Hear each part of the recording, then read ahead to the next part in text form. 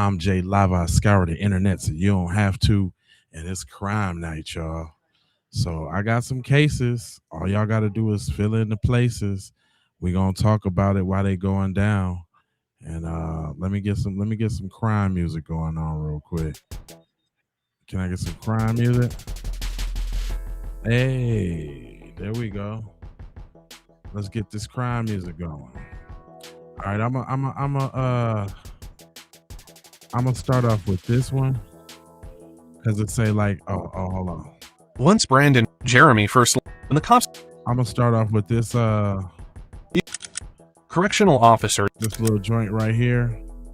It say how police captured Georgia's most wanted unaliver. Let's start with this one. It all started at Heritage Park in Rome, Georgia. Officers were standing by a creek, looking down at a Toyota Prius ditched in the water. Something was not right. Officers climbed down the embankment to get a closer look. He climbed down there. That one. The first question was simple. Was anyone inside? Fortunately, the answer was no. Well, there's nothing. That's what I was looking for. There's nothing. Nobody had reported it missing.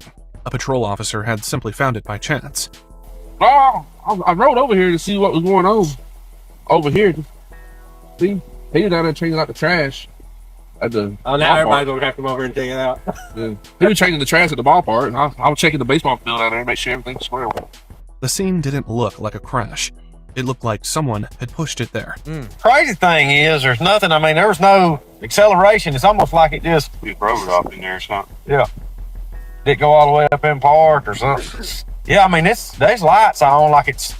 But it ain't running. It felt like someone was setting up an insurance claim. Well, somebody done got them an abandoned vehicle, boss. The license plate was still visible. Officers ran the tag and quickly got a name back. 21-year-old Aaron Davis. They tried calling him, but his phone was off. With no way to reach him, they decided the car needed a closer inspection. Somebody go get Scotty's tow rope and get his fucker out. Supposed to be coming to Rome. A tow truck was called to pull the Prius from the creek. But before it arrived, officers managed to track down Aaron's father. They wanted to know why his son's car was sitting in the middle of a creek. And then we're going to go up to visit his girlfriend in Alabama after that.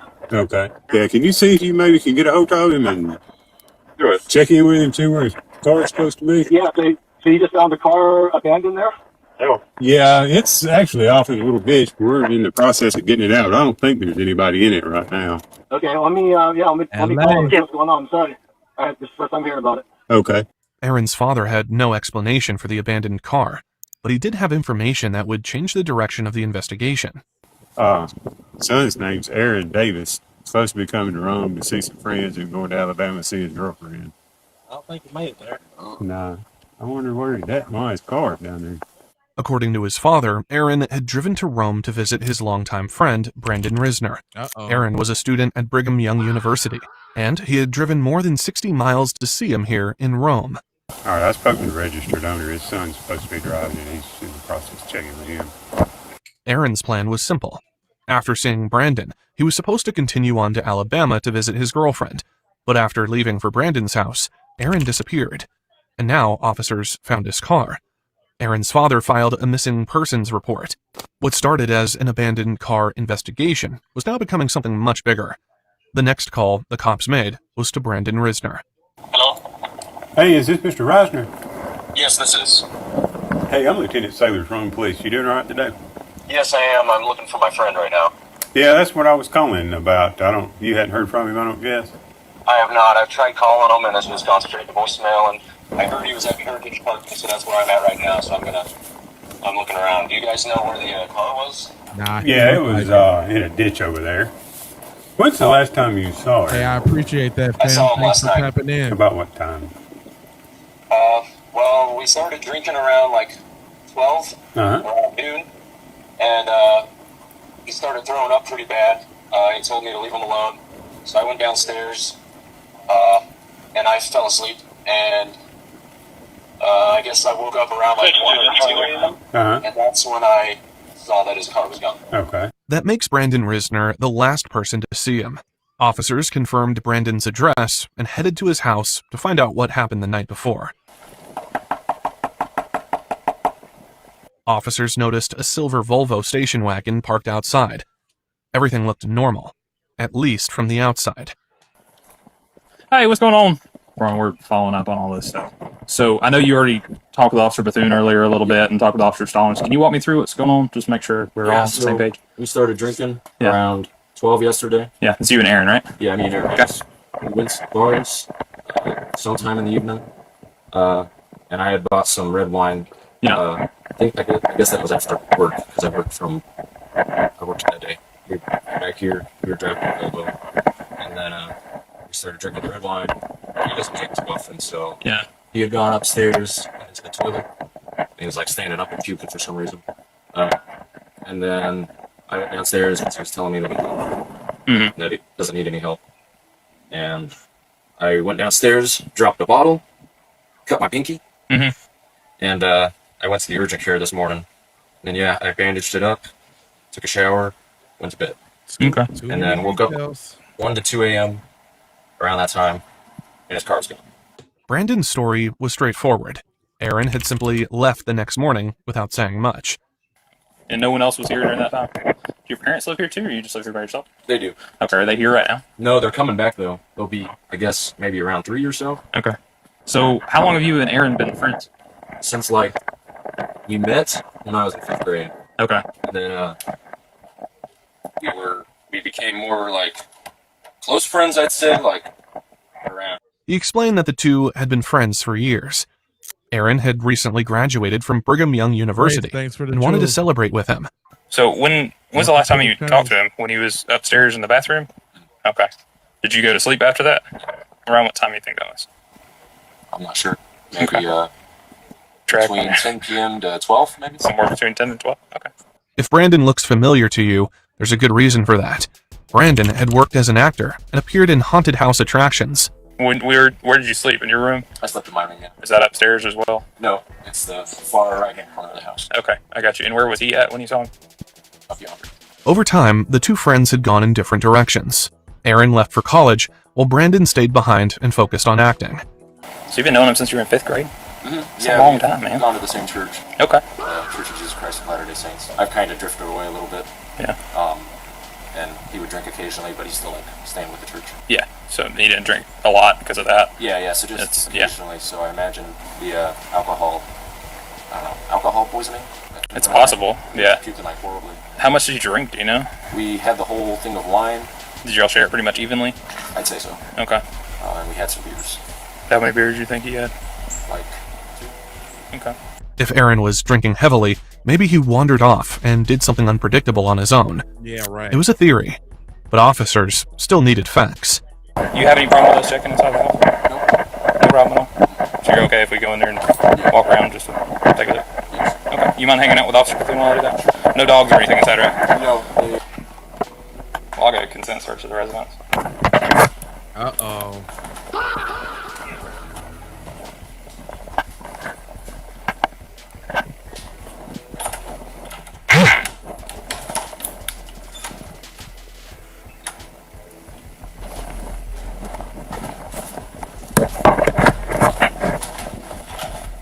Sorry, Brandon, I know I'm asking you a lot of questions. I have one more question. Is there anywhere in the house that you don't regularly go to?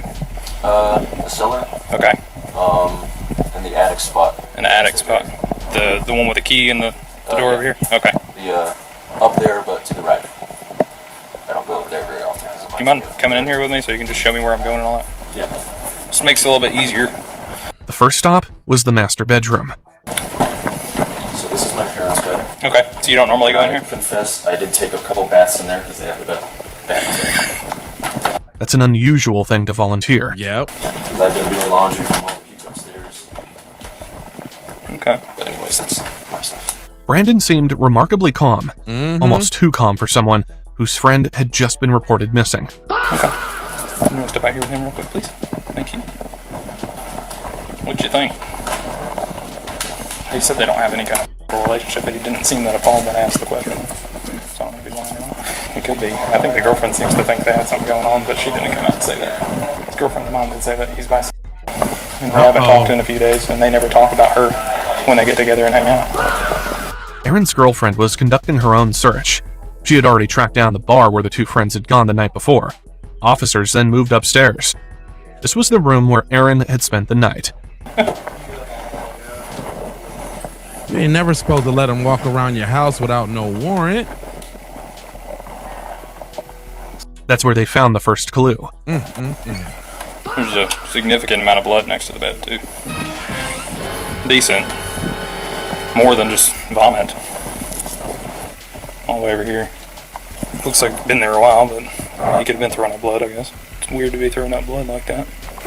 Not to mention, if he had alcohol poisoning, he wouldn't have been able to get up and move around this morning. Especially at 2 or 3 in the morning. Things started unraveling fast. The room smelled strongly of chemicals. The cleaning products immediately caught the officer's attention. I didn't see any drag marks or anything downstairs.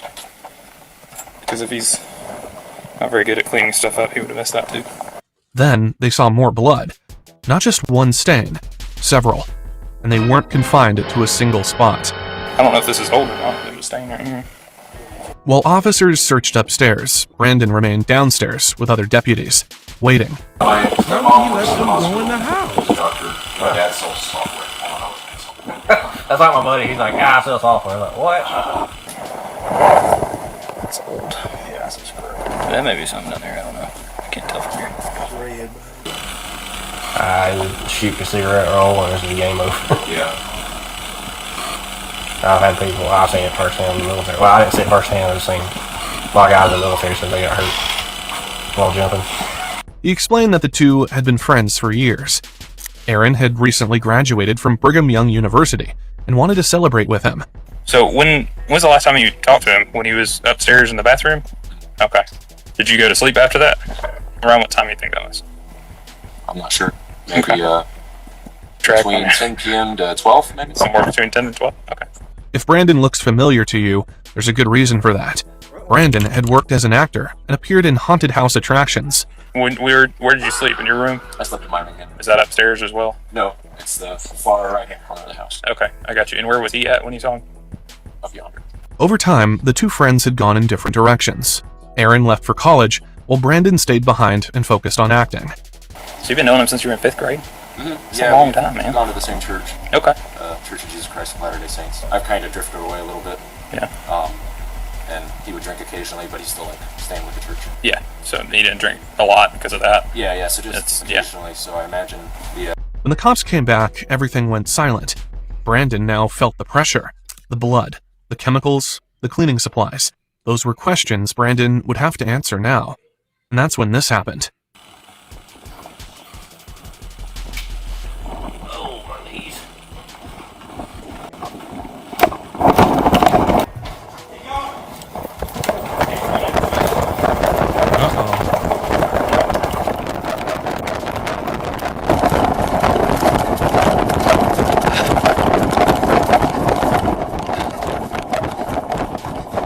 He jumped the fence. Head back toward Collinwood. Oh, he dipped out on him. Dispatch last seen area LaPorte and Collinwood. See if we have a canine, please. So he's somewhere back that way. Before additional units could arrive, officers lost sight of him. He's pretty quick. Oh. He went this way. I don't know where he went after that. What started as a simple interview was now a manhunt. Officers spread out through the neighborhood looking for Brandon. Hey, did you happen to see anyone run out this way? Did you happen to see anyone run by your house this way? No, I have not. Okay, if you see a lanky kid wearing a dark shirt, call us, okay? I sure will. All right, thank you. Okay, I ain't worried about her. It's probably a 1043. There's a good shit ton of blood in there. He was washing the sheets. I think he had heard me when I said the sheets are in the dryer, and that's when he took off. I didn't even see him run. I had him come in the house to show me the common areas. Damn, He the said Brandon was sheets last is seen in the upstairs, dryer. in the bedroom, thrown up in the bathroom. Walked in there, saw a few spots that could be blood on the bed, looked around the side, tons of blood that he was trying to get up with bleach. Backup units flooded the area. One officer was assigned to watch the back of the house while others searched nearby streets. I think I just saw him on that street when I was coming over here. Yes. He was on the street before this one right here, but I was coming over here to get the backyard. He had a red shirt. He was just walking down with long blonde hair. Yeah, it's him. Fucking saw him. They told me to come over here. So he came back to the house and then ran back? No, he was at night, but y'all never called out the red shirt. I saw a dude in a red. Yeah, long sleeve shirt. Yes, and he was. Stay on the back. He said someone needs to stay on the back. All right. Did he drop his phone when y'all were in there? Thank Okay. you, Dark The ping ain't Clock. really gonna work anyway. It's gonna take a while to get. Flashing lights filled the neighborhood. Neighbors stepped outside to see what was happening. One of them quickly contacted Brandon's father, Jeremy Risner, and handed the phone to officers. Hey, sir, I'm Lieutenant Sailor Chrome Police. Hi, I'm Jeremy Reisner, the homeowner, Yes, and my Brandon's father. Okay. Yeah, we're probably going to need to talk to Brandon. Do you know where he is? No, I thought he was still at home. Now, earlier we had told him to make sure to keep his phone on, keep it handy, and to, maybe drive around the areas where they normally hang out and try to look for him, for Aaron. Okay. But no, Brandon's not answering the phone. Thanks for the news, Mama. Okay. Does he have any kind Welcome to of the Live camera. 360 or Find My Phone app that you might can get us his location for? I can try. I located his phone before, but I used his laptop in his bedroom to do it. We're still about an hour away, working our way there. Okay. Jeremy had no idea his son had run from police. He didn't know Brandon was now at the center of a possible homicide investigation. All he knew was that officers wanted to speak with him. Jeremy told them he was on his way. Before Jeremy could make it home, officers found out someone was doing their own investigation. Police received a call from the bar Aaron and Brandon had visited the night before. Someone had shown up asking for surveillance footage. I was wanting to see the video cameras, but I told him we needed a... Where'd he go? He just walked out the door. What do you look like? Tall, he was bald, had a beard. Beard? Alright, well, let's see if he's out front then. Thank you. That tall, bald man was Aaron's girlfriend's father. His daughter didn't believe Brandon's story.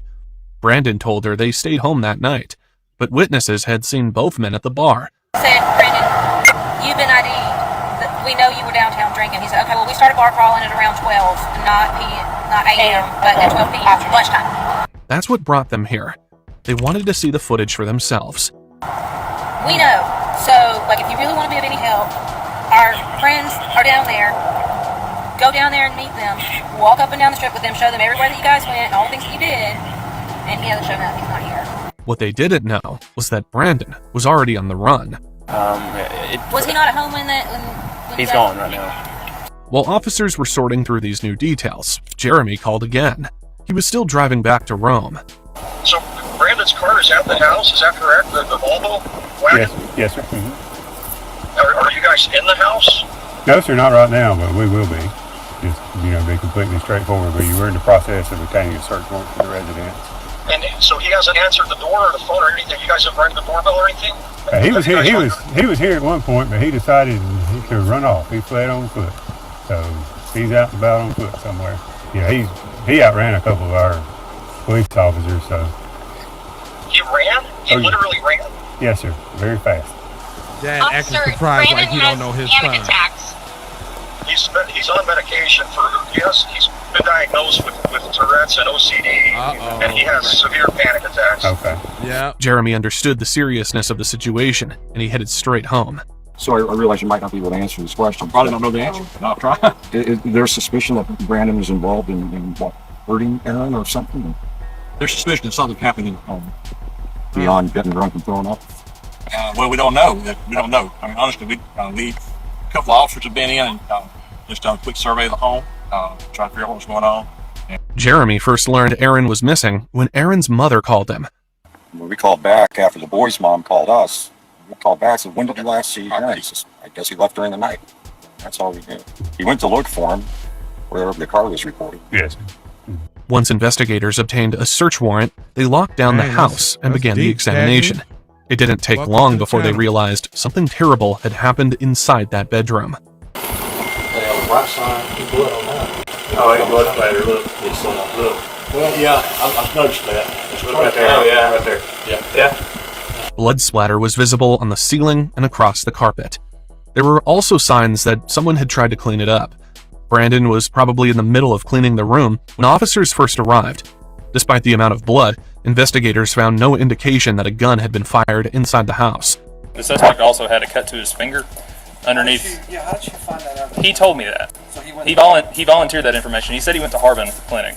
They told us that he's mental, has OCD, has like anger issues and stuff like that. They thought maybe he was schizophrenia. They thought maybe he was suicidal. He didn't really give off that vibe to me, but then again, it seems like he murdered someone. one thing was noticeably missing from the scene: Brandon's phone. It wasn't anywhere inside the house. Brandon must have taken it with him, and the cops were already trying to track its location. Then Jeremy called.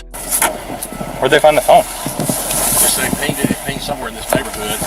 I'm trying to find it. Want to find my iPhone or something? Yeah, I guess so. Jeremy found the phone in the neighborhood, discarded on the ground. And I found his phone in the neighborhood just now. There's no sign of him anywhere. Okay.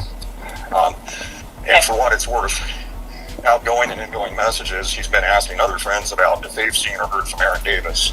So I don't know why he would have ran. I think he's just scared, panic attack. I don't know, but anyway, that's all I got for you. So let me know. Would it be possible for you to let one of the officers take that phone so we can preserve it in case it's needed for evidence? Yeah, I can work my way that way. I'm on foot, but I'll get over there eventually. Yeah.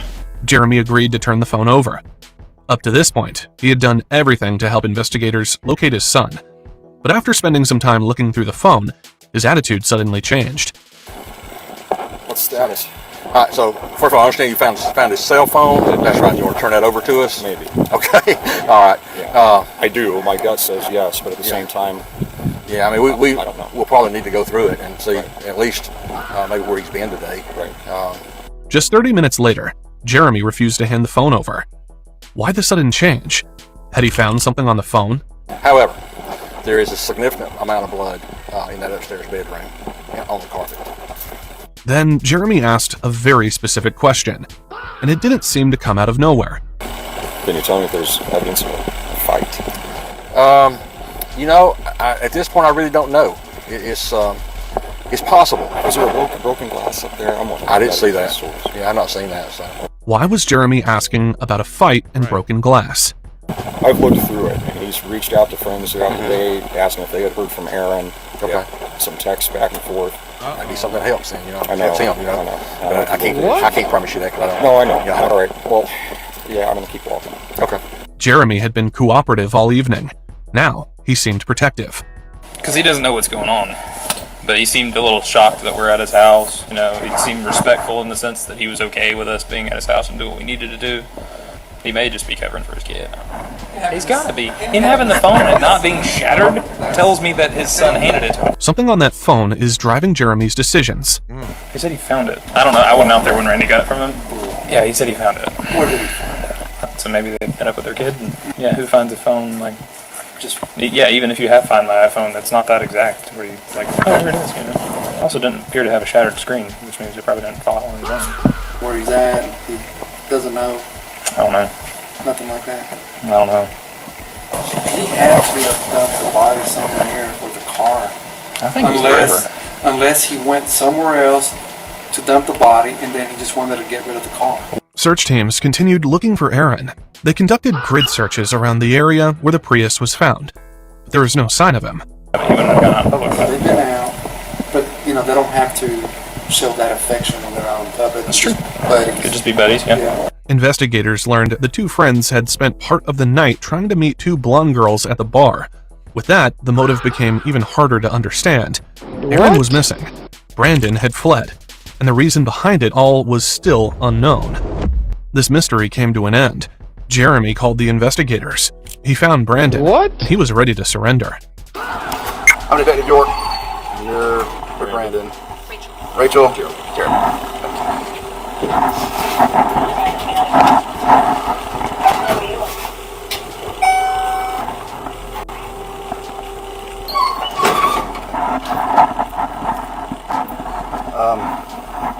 Rachel, Jeremy, if y'all can have a seat out here, I'm gonna take him back there and we'll talk. You have some questions? Would you like to talk in private? You need to send somebody out to find the body. Okay. I'll be back in just a minute, okay? Alright, if y'all just have a seat, I'll be right back out with you, okay? Jeremy first learned Aaron was missing when Aaron's mother called him. We called back after the boy's mom called us. We called back and said, when did you last see Aaron? He says, I guess he left during the night. That's all we knew. He went to look for him wherever the car was reported. Yes. Once investigators obtained a search warrant, they locked down the house and began the examination. It didn't take long before they realized something terrible had happened inside that bedroom. Once Brandon was in custody, detectives wasted no time. Within 5 minutes of his surrender, he was sitting across from investigators. All right, Brandon. Anything in your pockets that I need to know about? Wallet and keys. Those real quick. Anything else? No. Okay. I'm gonna pat you down real quick. Okay. Do me a favor. Put your hands on that wall over there. Sorry about that. Go ahead and have a seat. I'm Detective York. Detective York. Yep, that's me. So before we get started, got some paperwork you gotta fill out. The interview started, and he was read his rights. You have the right to remain silent. Anything you say can be used against you in court. You have the right to talk to a lawyer for advice before you are asked questions and have him with you during questioning. I would like a lawyer. You would like a lawyer. Okay. Okay. All right. Sit tight for just a minute. I'll be right back with you. He chose to remain silent. His parents, however, were more than willing to speak with detectives. Is there anything that we can do for y'all right now? Need your 505. We'll take you out. Try to show you. I'm sorry. I can try to show you You can try to show us the general area, yeah. Okay. And where might that be? Old East Rome. There's an old cemetery up the hill. You turn left. Turn left. Something like turn left. For the first time, someone openly confirmed that Aaron was dead. Jeremy also told detectives Brandon had been pulled from college earlier that year because of his mental health. He was having anxiety attacks. He was having thoughts. He was having visions. We brought him home to make him safe. Detectives wanted to know exactly what happened and whether Brandon's parents had any involvement. But according to them, they were out of town the entire time. Got a call from Brandon this morning, around 9 or 10. He called Rachel here. He was asking about well, so they had drank. Been drinking since noon, he said yesterday. He didn't want Dad finding out that there was mom upstairs in the carpet. Yeah. That's all we heard. Then an hour or two goes by. Boy's mom calls us. When Jeremy called Brandon, he got the same story everyone else had. I told him to go where the car was and start looking for him. It's his best friend. Meantime, we packed up. We were on vacation. We packed up and I tailed it here to try to help look for Aaron. But one question still remains. Why? What could have led to this? If it was in self-defense is one thing. If it was a fight that got out of control, drunk, out of control, I don't know. He hears things. He sees things. Detectives knew they couldn't simply accept every explanation being offered. If Brandon's mental state was going to become part of the case, they needed evidence to support it. But before they could answer questions about motive, they had a more urgent task. They still had to find Aaron. They're searching for him now. Somebody going to call them? I'm sorry? Is somebody going to call his parents? Yes. But before that, they need to find Aaron first. Investigators searched the cemetery. Aaron was found buried in a shallow, unmarked grave. His body was wrapped in the same bed sheets he slept on the night he was killed. The search was over.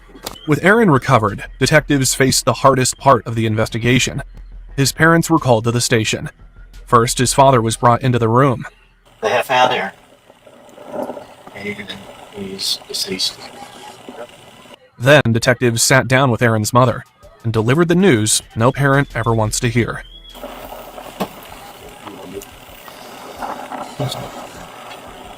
Did you find him? He's deceased. Why would he do that? Why did he do that? What? We need my son. The investigation eventually led to a conviction. Prosecutors established that Aaron had been stabbed and disemboweled. In June 2024, Brandon pleaded guilty to multiple charges, including malice murder, felony murder, aggravated assault, battery, concealing a death, and removing body parts from the scene. As the case moved through court, investigators learned what had been going through Brandon's mind. Brandon told investigators he had taken edibles and experienced a prophecy where he felt God was telling him that he either had to kill his best friend or have his stepmother. He thought there would be less self-pleasure in killing Aaron. Brandon also claimed that alcohol and marijuana triggered violent thoughts. According to him, when Aaron called and said he wanted to visit, those thoughts came back. He would later describe the attack in disturbing terms. I became a carnal animal like in a dream and started to feel emotion for the first time as I started killing Aaron. The evidence showed the two friends spent the evening together. They went to a bar and drank. Afterward, they returned to Brandon's house. Aaron went upstairs and fell asleep in the guest bedroom. Then Brandon walked into the room and stabbed him 40 times. Aaron was attacked on the bed. His body was then dragged into the bathroom. Blood was found throughout the room, on the bathroom door, and inside the shower area. Brandon put Aaron's body inside a suitcase and loaded it into the trunk of his car. He then buried him in a shallow grave before abandoning the vehicle near a local park. In the end, the case came down to two friends. One made a long drive to spend time with the other, and the other spent the following hours erasing what he had done. Brandon Risner was sentenced to life in prison without the possibility of parole. Wow. All right, we got to keep it rolling because we got cases to compare to. So now we got a 16-year-old who has no idea he's about to be arrested for murder. A little after midnight, on a hot July night in Palm Bay, dispatchers at the Palm Bay Police Department pick up a 911 call. Someone had broken into a house on Benshore Road. He broke into the house and I didn't have time to answer the phone, so Do you know who the man is? I'm like, no, I don't know who it was. The caller sounded young, female, panicked. She told dispatch she had been home alone when someone forced their way inside the house. Is he still in there? I don't think so. I waited. I hid in my room for like a really long time. I don't even know how long it's been. Okay, you've been for how long it's been? I'm not sure. She locked herself in her bedroom with her dogs. For hours, she listened to movement through the house and was too scared to come out. What did he look like? It's hard to remember, but I think normal height, I guess. If I had to guess, maybe like 5'8", I don't know. And is he black, white, Hispanic? I'm not sure. I think I didn't really look that good. I only got like... She said the intruder wore a hoodie, so she never got a clear look at him. All she could really tell police was that she thought he was black. What did he do once he got into your house? I don't think the door was locked, but I don't think he knew that there was a hammer by the back. And, was it your hammer, or did they bring it with them? It was just the house hammer. It was just by the back. They grabbed it and broke in the window. Okay, and where are you in the house right now? I'm just in the living room. Okay, we already have help on the way, so just take a deep breath, okay? You still have your dogs with you?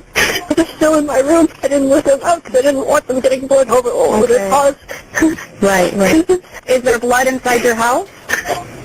Yes. The first responders arrived outside the home. When officers knocked on the door, 16-year-old Julia Egler finally came out crying uncontrollably. Hello.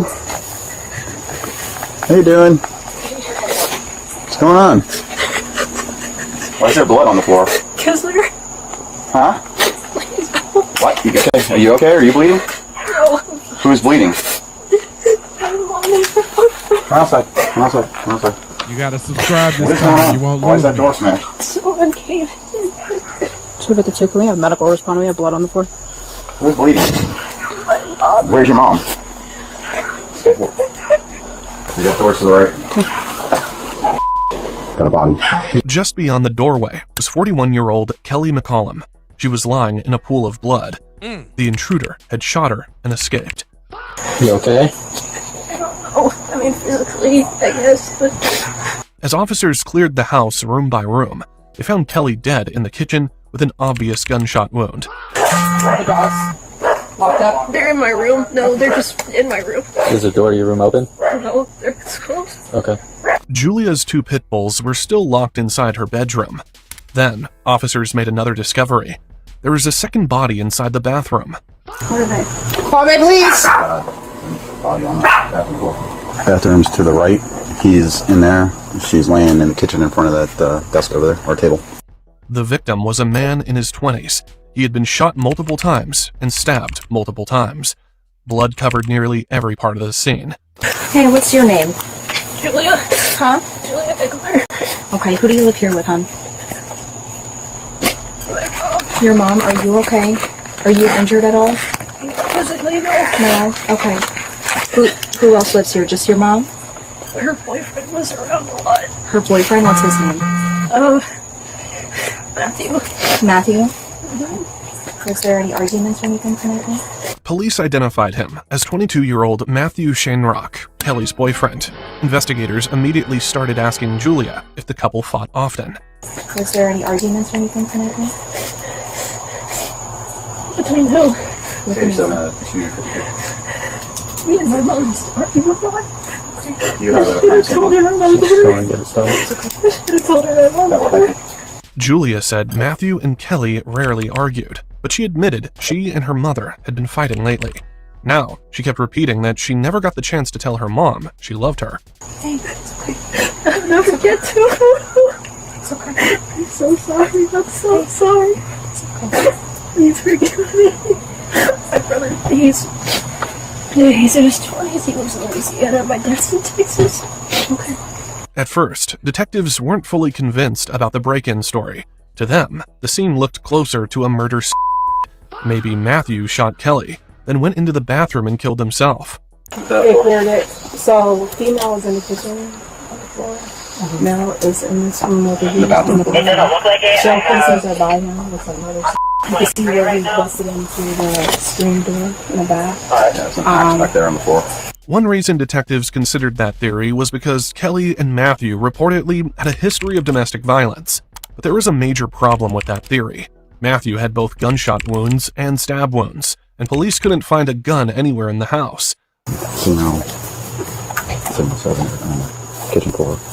Male, signal 7 in the bathroom. He's got shell casings in there and also a butcher knife in there. Outside the back door, there's an axe with a sledgehammer where he busted the door in. There's shells, not spent, but there's rounds outside the back door, which look like the same ones that are in the bathroom. But there's like 3 or 4 of these shell casings in the bathroom. Now, detectives started circling back to Julia's original story. Maybe there really was an intruder. As the investigation proceeded, officers brought in Matthew's brother Dustin, who lived next door, to tell him what happened. We do have 2 deceased people in that house. We do believe one of them is your brother, but we have yet to confirm that because the way the body is positioned. They put this girl in jail. Which girl? Kelly. I've been trying to get my brother away from this. But we don't know yet. I don't want to. I know it, officer. I know it. She's crazy. She's a bitch. She's a clarified witch she claims herself to be. She speaks to my dead mother. She's been telling him all this shit. She's bad, officer. She's got to go to jail. And for life if she's alive. Unless she killed him and killed her self. Well, we do believe she's the second one that's dead. The victim was a man in his 20s. Dustin was stunned. He lived right next door, but he never heard any gunshots. At the same time, Julia looked completely overwhelmed. Her mother was dead. Her brother and father lived in different cities. Suddenly, she was alone in Florida. When it started. What started? When he came up to the window. Matthew came up to the window? No, I don't know who it was. You don't know who it was? Okay. His front window right here? No, it was sliding doors or back. According to Julia, Kelly and Matthew had gone out shopping earlier that night while she stayed home alone. That was when she claimed she saw someone break in through the glass door. And he smashed the back door, and I don't think he knew that it was unlocked, but that's why I was such a rush to get the dogs to my room, because I knew that he could just open the door and come in. Okay, so this guy smashed the back window while you're inside. And did you call 911? I didn't have the phone. Okay. I couldn't do anything. Okay. So you used to stay in your room? Okay. I was so scared I couldn't do anything. She said the intruder never noticed her, so she hid immediately. Then Kelly and Matthew came home and walked straight into the attack. It was so loud. It was so loud. And then what was loud? It was so quiet. The silence. I heard. What was loud? Like yelling? No, I think I heard gunshots. Okay. And when I heard those, I knew someone had died. I can feel it, you know? I don't know if that sounds stupid, but I just... Was this like a couple minutes ago? No, it was like hours ago. A couple hours ago? Mm-hmm. Okay. So you're saying that your mom and him weren't home when this person was breaking in to the house. Did you hear your mom and her boyfriend come home? I couldn't do anything but listen. It's 12:30 in the morning right now. What time? Was it still light out or was it dark out when you heard this person break in? It was still light out. Was it still light out? And you stayed in your room. And then, was it dark out when your parents got home? Or when your mom and her boyfriend got home? Detectives understood Julia had just lived through something traumatic. Her thoughts were scattered, and the timeline was messy. But one detail kept bothering them. Why did she wait hours before calling 911? You good? Yeah. Do you believe that's daughter? Okay. Juvenile? Yeah. Alright, we need to figure out something with her. Julia said she had lost all sense of time during the ordeal. She couldn't clearly explain when the intruder entered or when Kelly and Matthew returned home. Luckily for investigators, the house had CCTV cameras. Oh, they got a ring camera. Is this recording? Can't really tell the way they're both laying. You guys have seen that ring camera. Can't really tell. There is a camera over the garage door. I don't know about inside or in the back. Matthew's brother also doubted the break-in theory. He told detectives this was the last kind of house someone would target. Have they ever talked about anybody trying to break into their house before? No, I got cameras. She's never worried about breaking into her house. She's, I got guns. Yeah. And she's ex-military, so I got this. I'm tough. Oh, wow. Have she ever made, do you know if she ever made threats against your brother before? No, not that I know of. But you felt something was wrong with her? Oh, yeah, from day one. From day one, officer. Then, investigators found shell casings outside the broken door. That meant at least one shot had been fired from outside the house.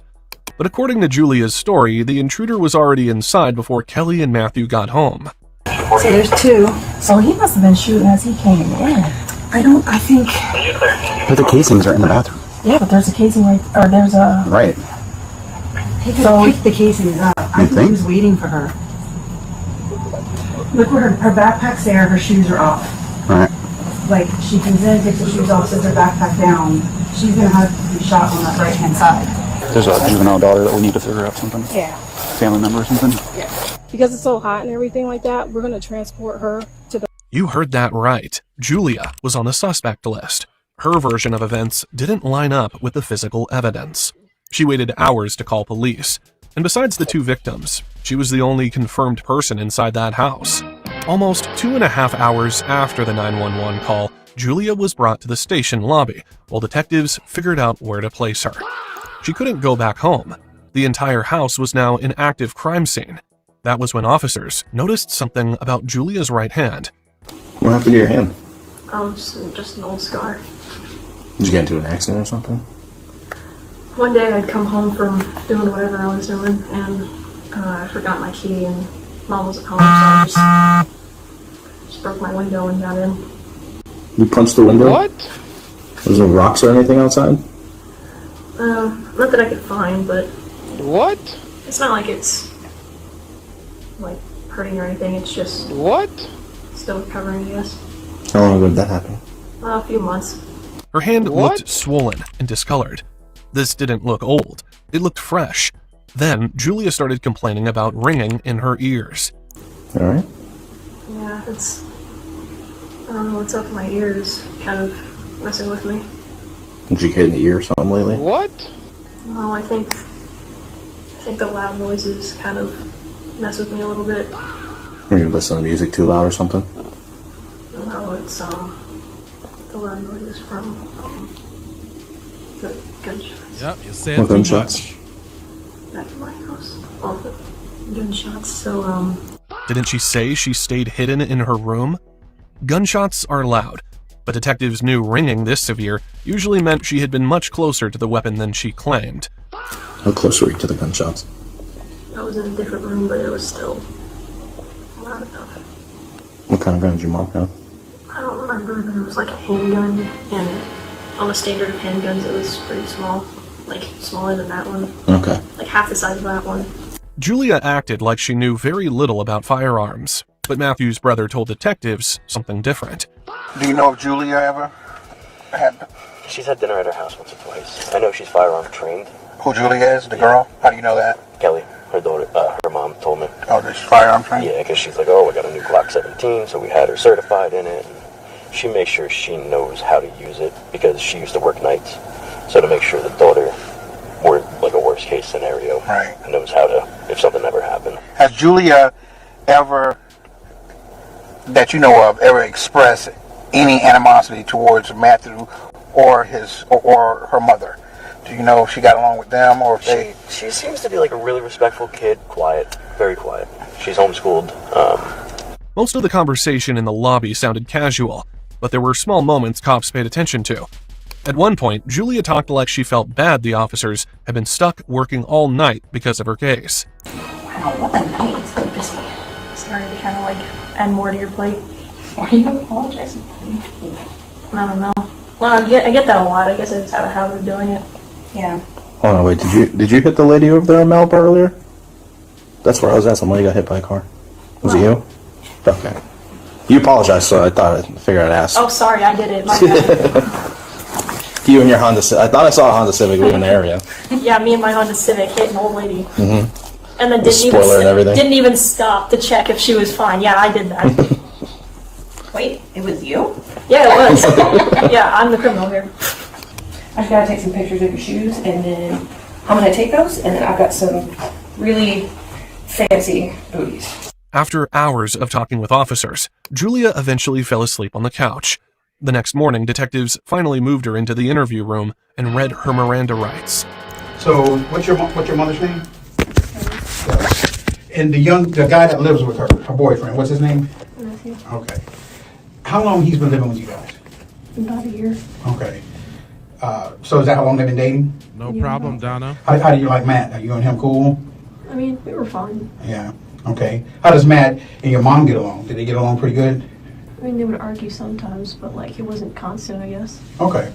Kelly had previously called police on him during a domestic violence incident. What about your brother? Has he ever made any threats to hurt her besides the one little battery thing? Has any concerns you have that he would do something to her like this serious? She could beat his. Oh, she could. Oh yeah, she's tough. Yeah, I know there's a big age gap. So your brother's like what, 22? 21. 21, and she's like, yeah, just turned 20. She's like in her 40s, right? Have you always been homeschooled? Since 3rd grade, so basically. Okay, why is that? Preference from mom or?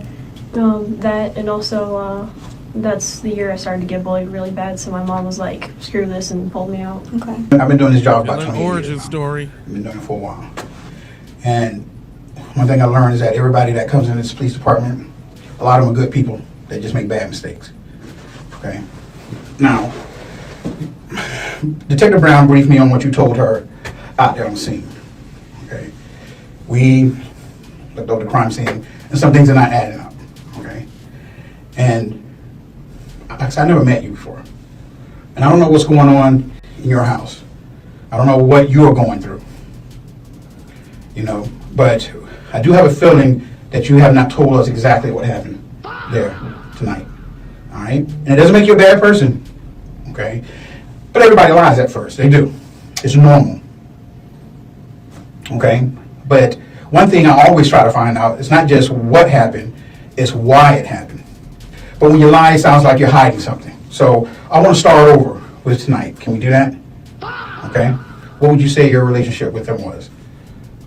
Maybe like 7. 7. Because it was like whatever, I guess. We didn't really like fight a lot or anything. It was Lawyer up. Shut up.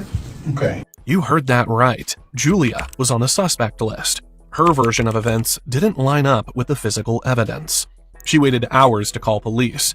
And besides the 2 victims, she was the only confirmed person inside that house. Julia was still wearing the same clothes from the night of the killings. Detectives collected them as evidence. During the interview, Julia also started talking about her relationship with her mother. She said Kelly treated her unfairly. What it is that is unfair? What is it that you're doing or that she's doing that's not fair to you? Uh-oh. Well, me and her would have a lot of arguments about things, especially over like me being trans. So she'd be like, okay, you're not a real boy and blah blah blah and all, you know, the whole spiel of transphobic stuff. Okay. But She doesn't approve of your lifestyle that you're. The origin story. you said she was like trying to kind of meet me in the middle, but it wasn't really working all that well all the time. She would try to call me child instead of, because it's more like gender neutral rather than kind of meeting in the middle, I guess. Okay. So, I could tell obviously this frustrated you. Is this a root of a lot of the arguments? Or does it maybe not the root, or ends up being brought up in these arguments? It's a thing that was brought up a lot in arguments. Is she misgendering you? Yeah. So when you guys are arguing, is she intentionally, calling you she, or not using the appropriate pronouns, or not referring to you as Jasper and referring you as Julia? So her mother didn't approve of her lifestyle and often misgendered her. To detectives, that immediately stood out as a possible motive. When did you decide that you wanted to transition? It's not really a thing that, it's hard to explain. It's kind of like, throughout my entire life, I never really thought about, I've never really seen myself as, woman, It's kind of like a thing where I always tried to like push it away and not think about it, because my mom always drilled it into my head that, that's not real, and that's bad, and that's stupid. So I kind of pushed it away for a long time until I couldn't anymore, and I started realizing, I'm having these thoughts and feelings, why am I having these constantly? Until it started just becoming more and more, and then it's like, okay, I think that there's something going on here, Kelly openly disapproved of her. Matthew, on the other hand, mostly stayed neutral. I never really talked to him about it. He would kind of just be confused when Mom would call me like Jasper a few times or whatever, and then he'd be like, what? But I guess he just he never really called me by my name. He just called me like, hey you. Yeah, hey you. Kind of like that. He never really like said my name, but... Over time, all three simply learned how to live under the same roof. But there was another issue that kept bothering Julia. We weren't friends, but like, we weren't necessarily enemies either. It's kind of just whatever. Okay. Did he ever try to like parent you? No, not really. He never really tried to be like a dad or anything. He just kind of was like hands off, Cause, he's just a couple years older than you, right? Yeah. How do you feel about that? Oh, I didn't like it. I don't really support their relationships and things, so I think that's the only kind of like tension that there was between us, because it would always be kind of awkward when it was just me and him in the house, because we wouldn't say shit to each other. Yeah. Because it's kind of like, I don't really want you here, and it was kind of obvious because I didn't support the relationship at all. Would you vocalize that to him, or at least around him? Well, he knew. Based on conversation with Mom or you? I would just say it. Like, I wouldn't really care. Like, I wasn't afraid to say it, and I think I made it pretty obvious that I didn't want him around. Okay.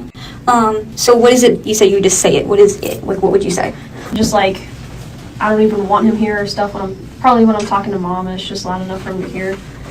Because I think me and her had an argument once where it was like, I don't even want him here, and blah, blah, Yeah, blah. she And talking like she at the therapy. You're old enough now, and just deal with it. And, so.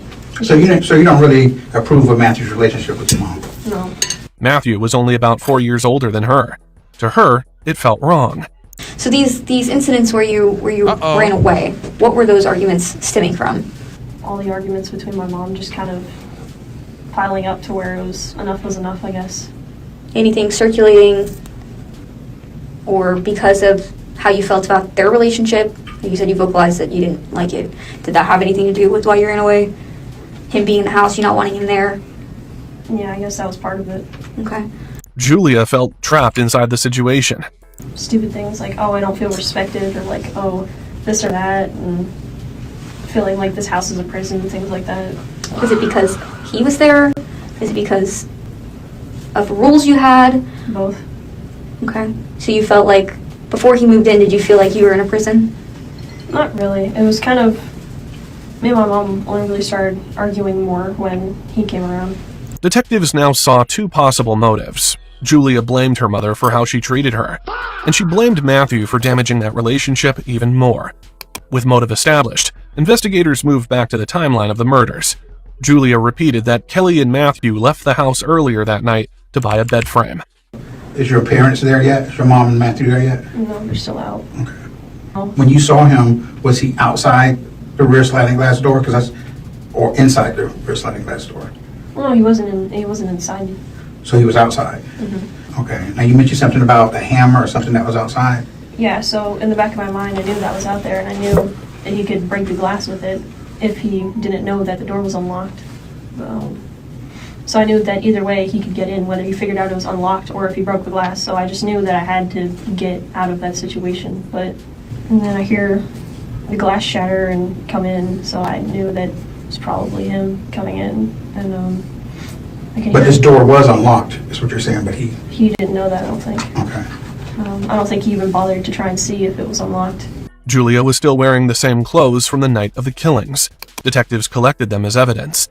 During the interview, Julia also started talking about her relationship with her mother. She said Kelly treated her unfairly. What it is that is unfair? What is it that you're doing or that she's doing that's not fair to you? Well, me and her would have a lot of arguments about things, especially over like me being trans. She grabbed the dogs and hid in her room. From there, she claimed she never saw anything, only heard noises from inside the house. I hear him like walking around and stuff, and just kind of. So you're saying him. So are you? Do you know that does this guy look like a male? The suspect does look like a male? I don't know. I'm just assuming. Okay. Can you tell if he was white or black? If I had to guess, maybe black. Okay. Like, was his face covered with a mask, or was he? I think he had like some kind of hood. It was like up and kind of. Did he ever come up to your bedroom door? He might have gotten close, but he never like wiggled the door handle or anything because the dogs were still barking like crazy. I'm thinking that he didn't want to come in the room because there was barking dogs, and you don't know if they're gonna like bite you or attack you or whatever, I guess. According to Julia, the intruder then kicked open her mother's bedroom door. When this is going on, did you have your cell phone with you in your room? No, I only had time to grab the dogs. Okay. Where's your cell phone at this point? I think I left it on the couch. Okay. And like Detective Brown, it's important. We're trying to find out how long was he in the house before your mom came home. About how long? Just approximately. An hour-ish. About an hour or something? I don't know. Okay. She then said Kelly and Matthew eventually came back home. Do you hear the car pull up when they pull up in the car? How did you know it was them walking through the door? I don't know. I guess I just assumed because I think I heard their voices, or kind of. I couldn't tell what they were saying, but it sounded like. Okay, so you hear Matthew yelling that. Do you hear your mom yelling at all? No. So how long did you, after you heard the gunshots, could you hear him rummaging around the house more, or did that stop? I didn't hear a lot of anything else after that. Okay. A lot of noises. All right. So you said you wait for a while in your room? Huh? Yeah. But detectives kept finding problems with the story. Julia claimed the intruder stayed inside the house for nearly an hour before Kelly and Matthew got home. If this was really a burglary, why was nothing taken? Her phone was sitting on the living room couch the entire time, yet the intruder never touched it. And after waiting all that time in her room, Julia finally came out and saw the scene herself. The first thing I saw was blood on the ground. Outside your bedroom door? I looked to the left, and that's when I saw. How did you know it was Matthew? Because I could see him on the ground. Like, did you see his face? Okay. Matthew was lying face down in the bathroom.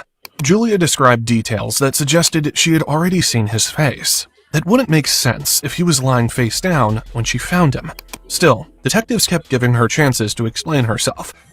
Let me ask you this. When you saw Matt in the bathroom, did you go over to him or you just looked at him? I didn't touch him, no. Okay, so you just looked at him. She grabbed the... At this point, detectives believed Julia was actively building a false story around herself as the terrified teenager who survived a home invasion. But her actions after the killings told a different story. She never called 911 right away. She never checked if the victims were alive. Instead, she walked through the house, checked the scene, and cleaned her shoes. I think I might have cleaned my shoes off a little bit because they were gross from walking around. Okay. So you clean your shoes off with what? I believe there was like paper towels. I don't remember if I used disinfectant or water, but I remember wiping off like the ridges of my shoes a bit. Police later found bloody paper towels inside the garage. Julia then claimed she went into her mother's bedroom and discovered Kelly's gun missing from the safe. When I opened up the lockbox, I saw the holster for it, but it was empty. Did you have to use the key to open the lockbox? No, it was unlocked. The detectives listened carefully and let her finish the story. Only then did they tell Julia they knew she wasn't telling the truth. To be quite honest with you, we don't believe that this is how this happened. Okay, all right. We've looked over this crime scene, and there's things in this crime scene that's not adding up with what you're saying. Now listen, okay? Because I don't believe the story about someone coming into the house. Okay, there's evidence that shows that we looked at your surveillance camera. Okay, we don't see nobody coming through that back door. Okay, we looked at your surveillance camera. We see your parents coming home through the front door. Okay, we see bloody footprints inside the dining room area in front of the rear sliding glass door. Underneath the glass, that blood should be on top of the glass. Okay, so like I told you, I don't live at your house. I don't know what's going on in that house. But if you had to do something today that you thought you needed to do, we give you a chance to tell us that. Let's go with them coming home. When they walk through the door, tell me what happened. Theoretically speaking, let's say what you're saying, that it was, theoretically speaking, let's say that it was me, right? So Jasper, we're going to be honest with you. It's not really theoretical at this point. Everything he just stated to you is telling us that something happened that you're not telling us, right? So you're basically saying that I'm the culprit. We're not saying that at all. But evidence shows us on surveillance cameras, it shows them walking into the house. It shows nobody in the backyard. It shows nobody breaking into the house. The way the camera is angled. 100%. But someone would be seen either hopping the fence, coming around the fence, whatever. And you know that. You know that the camera is angled a certain way. You know that you can walk out that sliding glass door and go undetected. Yeah, and that's an interesting point you just made. So this is why we know especially we've seen a lot of crime scenes. I'm saying there's a blind spot between the two cameras, and the way that they're angled makes it obvious. Yeah. What? But someone would have to know that. Someone would have to know that there's a blind spot there. Someone that's not random, that's not randomly coming to your back door and breaking the back door. This person would have had to have known the way the camera's set up only by viewing it from an app, right? You can't really tell. You see it from the outside of the house. Sure, but you can't see the exact scope. There's wide lenses. You don't know exactly what it's doing, but guess who does? And guess who just pointed that out? You do. So the only thing that makes sense in this instance here is that if this random person that you're saying came up to the back sliding glass door would have had to known that there was something to break the door, they would have had to come into the house and known that there was firearms inside the house, ammunition inside the house to use to then kill Hey. your mom and Matthew. For what reason? Eventually, Julia started opening up. If it was me, then that's going on my record forever, isn't it? And I'm just going to be thrown in jail. She admitted that day she heard something inside her bedroom that had been making her angry for a long time. There's some noises coming from my mom's bedroom while she was ignoring me because I was calling for her. Okay. Is it something you've heard before in the bedroom? How does it make you feel? Gross? Like disrespected, right? But she's doing that literally 10 feet away from you. Almost violated. Right. I don't blame you. I would feel the exact same way if I... Yeah, because your rooms are right next to each other, right? It was already difficult for her to accept Matthew dating her mother, but hearing them together in the bedroom made that resentment even worse. Over clapping time, cheeks? she said she started hating both of them. Damn. Parts of Julia's confession were later redacted, but investigators say she admitted that after Kelly and Matthew left to buy the bed frame, she took Kelly's .38 caliber handgun from the bedroom. Then she waited. When the couple came back home, Julia greeted them, "Welcome home," at the door before shooting her mother first. Matthew ran into the bathroom, but she followed him. She stabbed him repeatedly with a chef's knife, then shot him several times. Julia Egler was arrested and initially charged as a juvenile, but was later indicted on 2 counts of first-degree premeditated murder. The state attorney office announced that she would be tried as an adult, but she is not eligible for the death penalty based on Florida statute and the U.S. Supreme Court, and will face life in prison if convicted. Wow. That's a crazy one. Will this go on my record? I know, right? That's crazy. Well, just to keep the party rolling, Killer realizes he finally been caught after 23 years. It all started on June 18th, 2024. Eugene Gligor stepped outside his apartment in Washington, D.C., thinking it was just another ordinary morning. He was walking along when a U.S. Marshals task force suddenly surrounded him. Billy cutting off. All right, we'll adjust it. We'll adjust it. Okay, hold on. They're not made for comfort, but we'll make it. Okay, I get it. Yeah, we'll make it. We'll ease it up on it. Yeah, no problem. I ain't got nothing personal wrong with you. Yeah. Before he could react, they took away his phone and placed him in handcuffs. Do you go to the office, or what do you do? No, I work from home. Okay. What were you doing out here, just chilling out in the fresh air? Just having some coffee. Okay. So you didn't know anything about this warrant? Okay. Our boss will tell you everything about it. It's nothing big. I'm going to take it. Hold his arm. I'm not. He was driven straight to the station. The marshals didn't put him in a cell, but brought him straight to the interview room. The handcuffs came off. At least he's not under arrest. But that hope went away when the ankle restraints went on. This wasn't a casual conversation. At this point, Eugene still had no idea why he had been arrested. The detectives let him sit alone for a while, stuck with his thoughts, until 2 investigators finally walked in. They'd traveled a long way to talk to him. Hi, Eugene. Hello. I am Detective Graston. This is Detective DuPoy. Hi there. From Montgomery County. Okay. I'm sure you're wondering what this is all I about. would really like to know. This has been really hard, whatever's Sure. happening. Well, we're going to get through all of that with you. We just have to do some paperwork real quick. Yep. From the moment the marshals cuffed him, Eugene had been complaining about the handcuffs. Before asking anything else, the detectives checked on how he was doing. Before we can talk to you about anything, we have to read you your rights. So I have some of this filled out already, but what is your physical condition today? Do you have any injuries? Are you feeling okay? I'm feeling a little bit caught off guard, and I'm from the handcuffs. There's seems to be a lump on my hand. I don't know if I've been holding my hand above my heart, just so hopefully it helps to heal. All right. Nothing that's clouding your mental judgment or anything like that, though? No. Okay. He gave them a long list of his issues, but physically, he was fine. But this sudden arrest took a mental toll. And are you sober right now? Yeah, I'm 100% sober. Years back, he had struggled with drinking. He wondered if that was why he was here. But as it turns out, these are just standard questions. Been sober for years. We ask everybody. Yeah, these are just the form questions. What is your highest education level completed? High school. Eugene was now living in D.C. But in the 90s, he lived in Maryland with his mother, where he attended Chevy Chase High School. That's where these detectives came from. Do you speak any other languages? Not fluent. Okay, so English is, you're comfortable? Okay. His last name, Gligor, came from Romania, though he didn't speak the language. After confirming basic details, the detectives read him his Miranda rights in English. Once the formalities were finished, the detectives finally explained why they were there. So now that that's out of the way, we are from Montgomery County. We actually work in the cold case unit. We investigate crimes that have been unsolved for quite a period of time. We investigate homicides.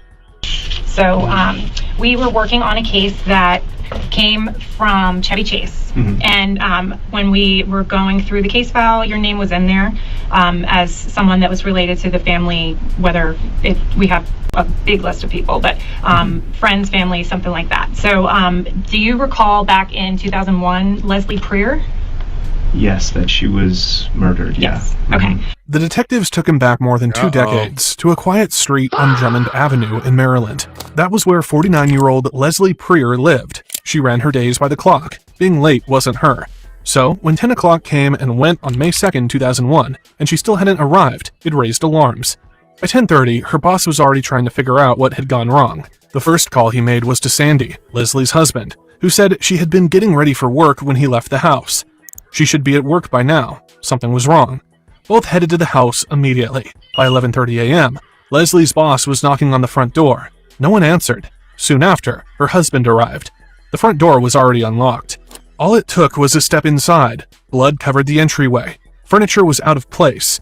It was obvious a struggle had happened right there. Leslie's boss called 911 while Sandy began searching through the house. 911, what's your emergency?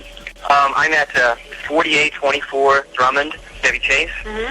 I work for a company, and we didn't have a call from an employee. We just walked in the door, our husband and I, and there's blood, and it looks like something possibly happened. Okay. So, You're not in the house anymore, are you? we're in the house right now. The husband's looking around. You hadn't heard you're with the husband? I'm with the husband, yes. Sandy Preer had last seen his wife around 7:45 that morning, just before he left for work. When was the last time? The last time the husband saw her was 7:45 this morning. Okay, well, just check. Did she have a car or anything? No, she was going to walk to the bus. It all started on June 18th, 2024. Eugene Gligor stepped outside his apartment in Washington, D.C. There were no signs of forced entry, but the blood at the doorway meant whatever happened started the moment someone came inside. Is there a lot of blood? But it looks like there's possibly maybe a struggle, a couple things knocked down. Okay. While Leslie's boss was on the phone, Sandy made his way through the house. That was when he found the dog locked in the basement. Boomer, Boomer, Boomer, Boomer, come here. Is that a What's dog? poppin', DC? Is that a dog? Yeah. Okay. And you said some things were knocked over? Yeah. By that point, Sandy had checked the first floor and the basement. Leslie was nowhere to be found. As he prepared to head upstairs, dispatch told them to stop and wait outside. Can I ask you guys to step out of the house? Sure. Are you on a cell phone? Yes. Okay. Police took over from there. Upstairs, in the master bathroom, they found Leslie. She was face down in the shower, the water still running. Her life had ended right there in her own home in 2001. And now, nearly 23 years later, Eugene Gligor was sitting in an interrogation room in 2024, being asked about her murder. The case that we are investigating. You went to BCC with her daughter at the time? Correct. Is that correct? Okay. And what was your relationship with Lauren, the daughter? We had dated. Lauren and Eugene had been high school sweethearts. They lived just 10 minutes apart, and back then, they were rarely apart at all. And when did you guys date? Do you remember years? Exact dates, I'm not entirely sure. Were you in high school, or was it after high school? Yeah, it was high school. I'm not exactly sure. Maybe like 1994 to 1997 or something around there. Okay. Eugene spent his teenage years in Maryland, but by 2001, when Leslie died, he was 21 and had moved to Washington, D.C. If this murder happened in Maryland, what did it have to do with him now? Leslie had suffered 7 deep cuts to her head. There were clear signs of strangulation around her neck. She had been beaten, choked, and then dragged upstairs into the shower. Someone had tried to wash the scene away. Forensics later found large areas of the foyer wiped down, but the cleanup incomplete. There were still swipe marks on the door, the floor, and along the stairs. Whoever was cleaning up left in a hurry, probably when Leslie's boss started knocking on the door. And from your dates of birth, I can see you're a little bit younger than Lauren. So was she already graduated from high school, or were you guys both still in high school when you guys were dating? We were both in high school. She had finished high school, and I believe we had dated for a few months while she was in college, but that was it. Okay. Forensic teams found blood that didn't belong to Leslie at the crime scene. It came from an unknown male. That blood was near the dining room window, more at the kitchen doorway, and a streak along the back door. Whoever killed Leslie was bleeding and ran away through the back door. The same unknown DNA was also found beneath her fingernails. She had fought back, and now, decades later, that unanswered question resurfaced. Was that DNA the reason Eugene was sitting there now? Eugene and Lauren's relationship had once felt unbreakable, but college changed things. They went to different universities and drifted apart long before Leslie was killed. They both moved on. So, why was Eugene being linked to a crime from a life he had already left behind? So back then, when you guys were dating, where did you live? I lived in with my mother in Rockville. Okay. Do you remember the address or what street or anything? I wish I did. I don't. Okay. And you said you lived with your mother. Were your parents separated? Yeah. Okay. Where did your dad live? He lived in Chevy Chase, and yeah. Do you know the street or neighborhood? Brookside Drive. Brookside Drive. Okay. Yeah. Back in 2001, detectives had focused on someone else. There were no signs of forced entry, which suggested Leslie knew her attacker. The DNA was male, and the last man known to be with her was her husband, Sandy. Just 22 days after her death, investigators brought him in as their prime suspect and pushed him to confess. We all know who's responsible. It's just a matter of getting to the truth of it all and having you explain to us what drove all this. Give us a break. Give yourself a break. It's got to be a living nightmare. They told him the evidence would eventually catch up to him, that it was only a matter of time. How long could you keep your job doing that? Just got to tell him. People at work are wondering. Families wondering. Everybody's wondering. And they're reading the papers, and they're not seeing anything about police picking up some stranger or something like that. They're all intelligent people. They don't have to be rocket scientists. They don't have to be police detectives to figure out where this is headed. But Sandy didn't break. He held his ground and denied any involvement. No, Sandy, you have it all. Let me say this. I'll stay here all night with you guys and listen to you talk. But I repeat, I'm not saying anything unless my lawyer's here. There were no signs of forced entry. The strongest evidence investigators had was the unknown male DNA under Leslie's fingernails. Sandy gave his own DNA willingly. It didn't match. Sandy was innocent. From there, detectives cast a wide net. Every man connected to Leslie was checked. Family members, friends, neighbors, co-workers. One by one, they were ruled out. No matches, no arrests. Time passed and the case went cold. A year later, Leslie's daughter Lauren reached out to detectives, asking if there was anything new. Well, first of all, I guess you called me and you said that you wanted to come by and talk or so forth, so here we are. Go ahead. Well, basically it's me. I haven't really had much contact with you guys. I was just wondering if what I should be doing or if there's like where things stand. Well, we followed, a number of leads, in reference to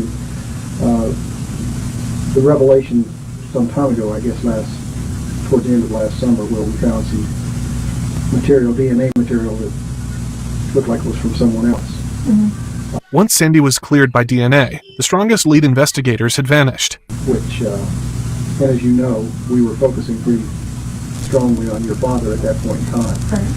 Given the facts and circumstances of the cases, we knew them at that time. And of course, when that came out, then we began to spread that out, because obviously there was someone else there or within the residence. In the course of that investigation, we haven't found a thing that would tie it. We've done a number of interviews with people who do burglaries, things like that, home invasion things, because if your dad's not involved in this, it's got to be someone that would have reason to be in the house or something like that. That was there's a number of scenarios we can play with, but that's basically what we're left with. With nowhere else to turn, the case slowly slipped into the cold case files. It stayed there for decades. Then, in 2022, the cold case unit pulled it back out. Not long after that, Eugene Gligor found himself sitting in this interview room. You and Lauren had dated well before her mother was killed. Do you remember, were you still in touch with Lauren when this stuff happened to her mom? No, we had broken up a couple years before, at least. Maybe longer, I'm not sure. And I believe I reached out just to send my regards, and maybe saw her a couple times, and but that was it. Okay. Do you remember how you found out about it? I remember I was at work, and I believe she had actually told me that she had come into where I was working at a restaurant, and she had told me that what restaurant was that? Do you remember? It was a restaurant called Black's. Sandy never liked Eugene dating his daughter, and his instincts hadn't been baseless. Eugene's past included a weapons charge, a DUI, suspected thefts around the neighborhood, and whispers of an assault tied to his high school years. Lauren had stood by him then, insisting he wasn't dangerous. Dark fox. Still, to Sandy, something about Eugene never quite sat right. When you were younger, did you ever get in any trouble with the police or anything? Not particularly, no. Okay. The detectives already knew every line of his criminal record, and his attempt to lie only made them more suspicious. Were you at her house a lot of the time? Or did you guys spend more time at your house? Or what did you guys do when you... I mean, it was a mix. My house, her house, being out. I mean, we're young and teenagers, so there was, going out and... Okay. Those details mattered. They placed Eugene close to Leslie's home, both geographically and socially. Back in 2001, the DNA had no match, and the trail went cold. But science didn't stop moving. By 2018, a new forensic method emerged, one that could trace suspects through distant relatives. It had already cracked hundreds of cold cases. Leslie's case was next. When you found out about Lauren's mom, do you remember who you were dating at the time, or were you dating anybody? I don't recall who I was dating at the time, but yeah, no, I'm not 100% certain. I mean, I've been dating, but I'm not sure. Eugene was never a suspect, so he was never interviewed or DNA swabbed. Then in September 2022, the unknown DNA was sent to Othram Labs. What came back wasn't a name, but a connection. A distant relative in Romania had unknowingly uploaded their DNA to a genealogy database in search of family history. That single match cracked the case. Detectives spent the next 2 years building a family tree, narrowing it branch by branch. Eventually, all paths led to Eugene Gligor. How well did you know Lauren's mom? Like, was there ever any kind of a weird relationship between you two after Lauren? No. Okay. I mean, I wasn't in touch, so I don't... Okay. So you were never, like, dating Lauren's mom or anything like that, behind the scenes? No. Okay. I wasn't ever in touch. The strongest evidence investigators had was the unknown male DNA under Leslie's fingernails. Sandy gave his own DNA willingly. It didn't match. Sandy was innocent. On paper, he didn't scream suspect. A teenage boyfriend who had faded out of Lauren's world years before the murder. No obvious reason to cross paths with Leslie again. And yet his DNA was inside her home. So from the crime scene, we have DNA from the person who was there when Leslie died. So there's Leslie's blood all over the place, obviously, but then there's also another DNA profile that was picked up from the crime scene. And we had put that into CODIS, our database from the National CODIS DNA Index System, and it has never hit. So whoever was there, whoever's DNA was also on the scene, has never been arrested. And that's why we were going through doing all of these elimination DNA samples to find out, okay, well, this person couldn't have done it because we matched their DNA to it. So we realized that they never talked to you, never did anything, and we wanted to find out more about you. And if there was any kind of situation where you could have been at the house at that time.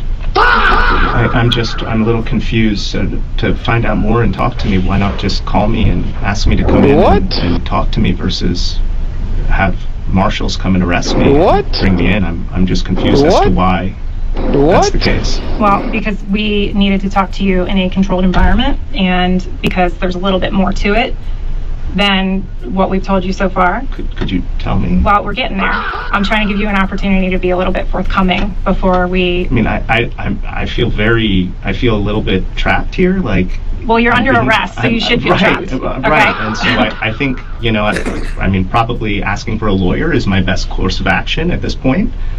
Okay. Instead of doing any more discussing or talking about it, it just doesn't seem... I don't understand, so I'd like to have somebody... Well, that's why we're trying to talk to you about it. I know, but we can't... and there's 2 of you and 1 of me, so sure. I feel a little outnumbered, and I probably would need some type of representation if I am under arrest, as you said, which I am. Yeah, okay. And so I think that having a lawyer would be the best for me in my interest at this point. That's totally fine. Once the genetic trail pointed to Romania and circled back to Eugene in Washington, D.C., the detectives knew this wasn't enough to arrest Eugene. They still needed his DNA. And the way they got his sample was nothing short of a movie sequence. On June 9th, 2024, detectives began their covert operation. Eugene returned from a trip to Europe and landed at Dulles International Airport. Undercover agents guided him into a secondary screening room. He was left alone with a row of bottled water on the table right in front of him.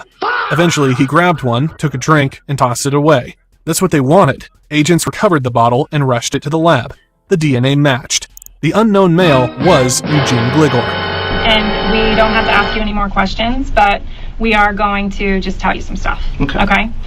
So from the crime scene, the DNA that was taken, we actually have a sample of your DNA, and it was compared to the crime scene DNA, and it matched.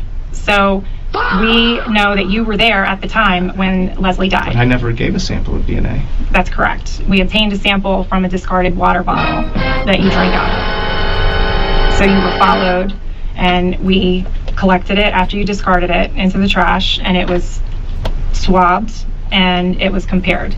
So your DNA matches the crime scene DNA. I don't know what to say. I have no recollection. I have no memory. I don't know what to say. The detectives wanted to hear if Eugene had any other explanation, any reason his DNA would be under Leslie's fingernails. Okay, well, that's why we wanted to talk to you, to find out if there's any other explanation. but we can't ask you any more questions if you want a lawyer present. Yeah, I think I should have a lawyer present. I don't know what to do or say. It doesn't make sense to me, so. What? I don't know. Bro, what are you talking about, man? Do you have a lawyer that you... No. Okay. I don't have to call. I don't know. I probably would call my girlfriend and ask her to help. I don't know. He had nothing. No explanation. No memory. Just a familiar mix of denial and confusion as the walls closed in. I don't know. I don't understand. This is all very bewildering, very strange. Eugene asked the detectives to explain more, as if understanding the case might somehow change it. Is there more? You're gonna tell me? Is there more? I mean, we've told you plenty. We can't continue to ask you questions. If you want to keep talking, we can. But if you want to stop, you have to let us know for sure. Yeah. We can tell you more about, what we think happened. I don't... I mean, what do you think happened? I don't know. I can't verify. I don't know. I don't recall. I don't have any memory. I didn't do anything that you're talking about, so I don't know. And I don't feel like I can... I don't know how to answer and go into... I don't want to incriminate myself with questions. You guys are professionals. I'm not. I don't know. I really do think I need an attorney. I need to use the phone, and I need to call someone, and I need legal representation before I respond to anything else. On paper, he didn't scream suspect. A teenage boyfriend who had faded out of Lauren's world years before the murder. No obvious reason to cross... That was May 19th. That was when something else caught the detective's attention. There's no tears coming out of your face. I'm very dry right now. You're dry? I'm very dry. I'm parched. I'm dehydrated. You can probably see my eyes are bloodshot red because I'm just tired and drained. I don't know what's going on. You want me to drink water so I can tear? Like, what the is wrong with you? I don't want you to tear. I just don't want What are you trying to say? I'm just trying to say that this seems a little put on. Are you kidding me? Are you kidding me? No. Oh my God, you're so full of it. You're after. This is the police. This is, yes, like it makes sense. Back in his teens, Eugene had been linked to a series of burglaries. It raised a new theory. He knew the house. He knew the layout. Maybe he hadn't gone there to kill anyone. Maybe he expected the place to be empty. What he didn't plan on was running into Leslie. What we're trying to figure out is how your blood was at the scene that day. If there's an alternate explanation, that's why we wanted to talk to you today, okay? So I feel like you just need to take a breath for a second, okay? That's what we're trying to figure out. Why is your blood there? Could it have been, an interrupted burglary? Did something happen where you didn't expect anybody to be home? I have no idea. I don't remember. I don't recall.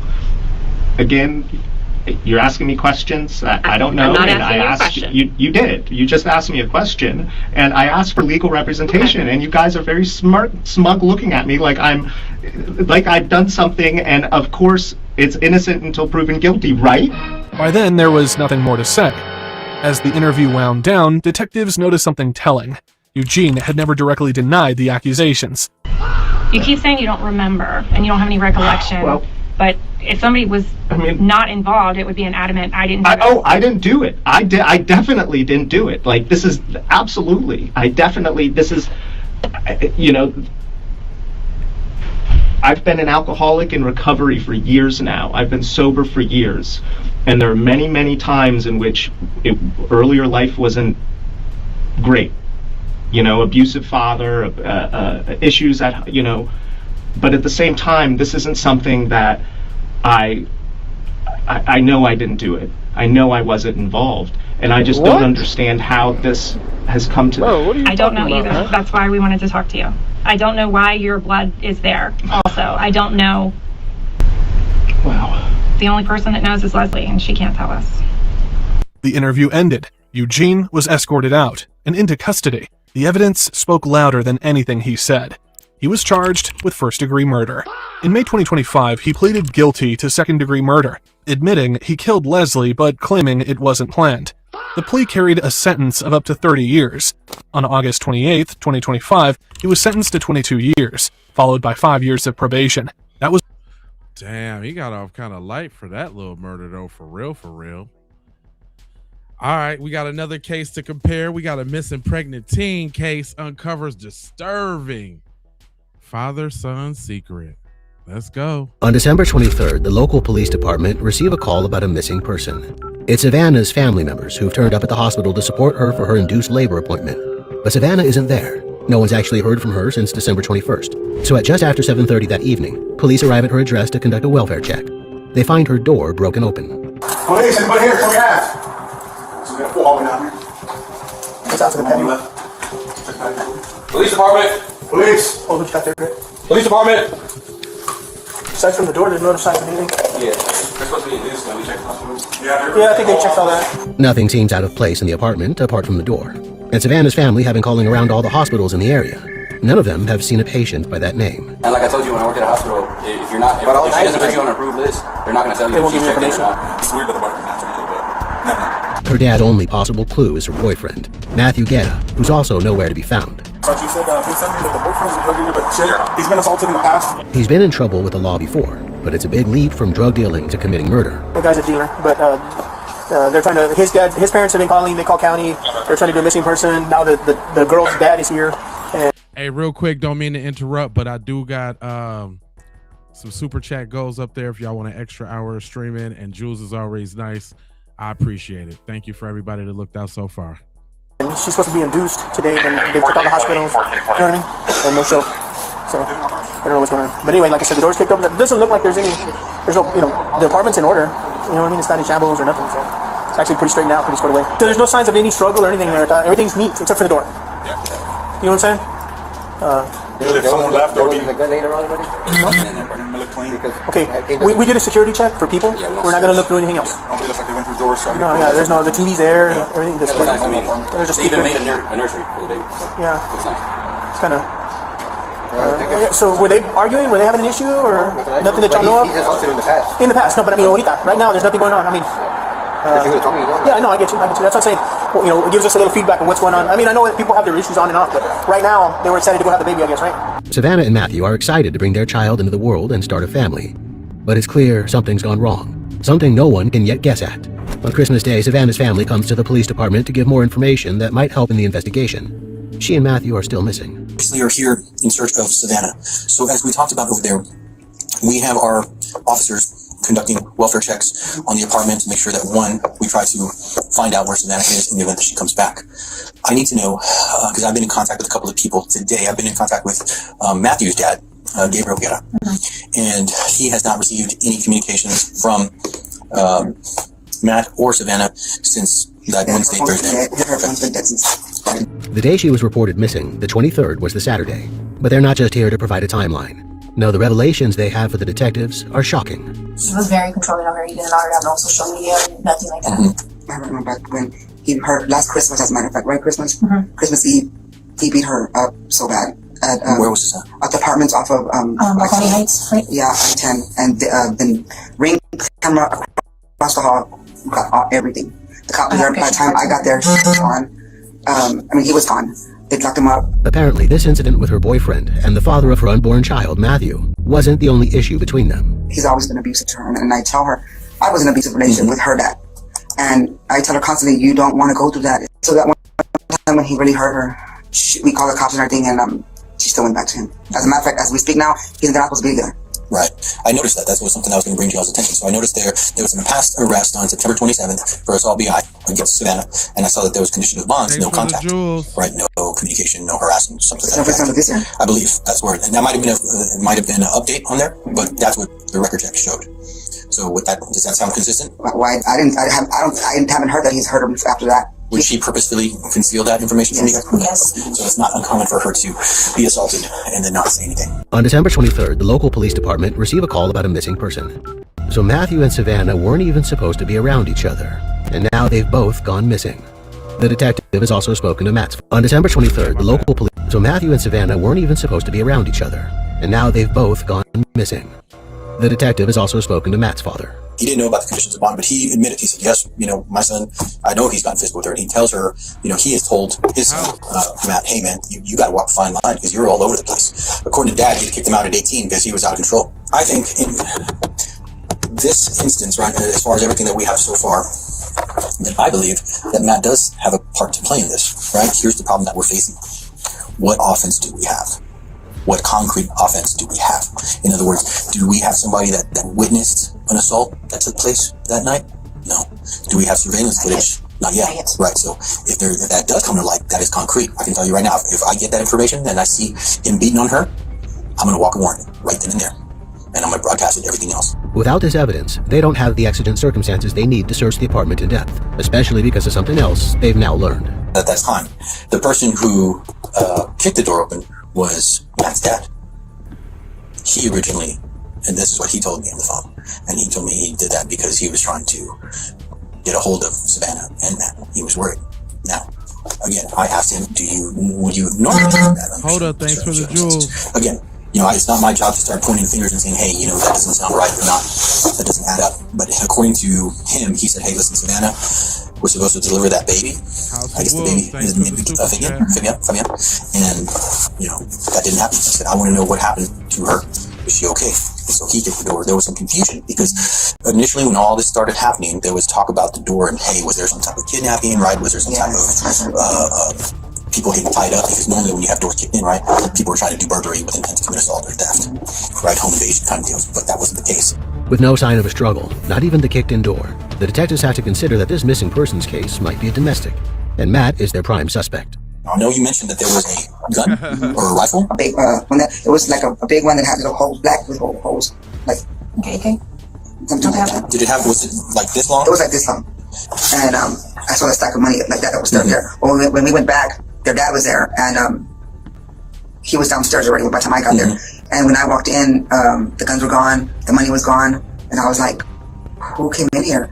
And then when I saw the cop there, he said, I know that they came in here, but he didn't tell me that y'all had the ones that was. I assumed it was his dad, because their dad is very scandalous. And when did you see this door? The stack of money, the gun? Saturday about 1 o'clock. 1 p.m. Right, when my son went into the window. And where was these items located?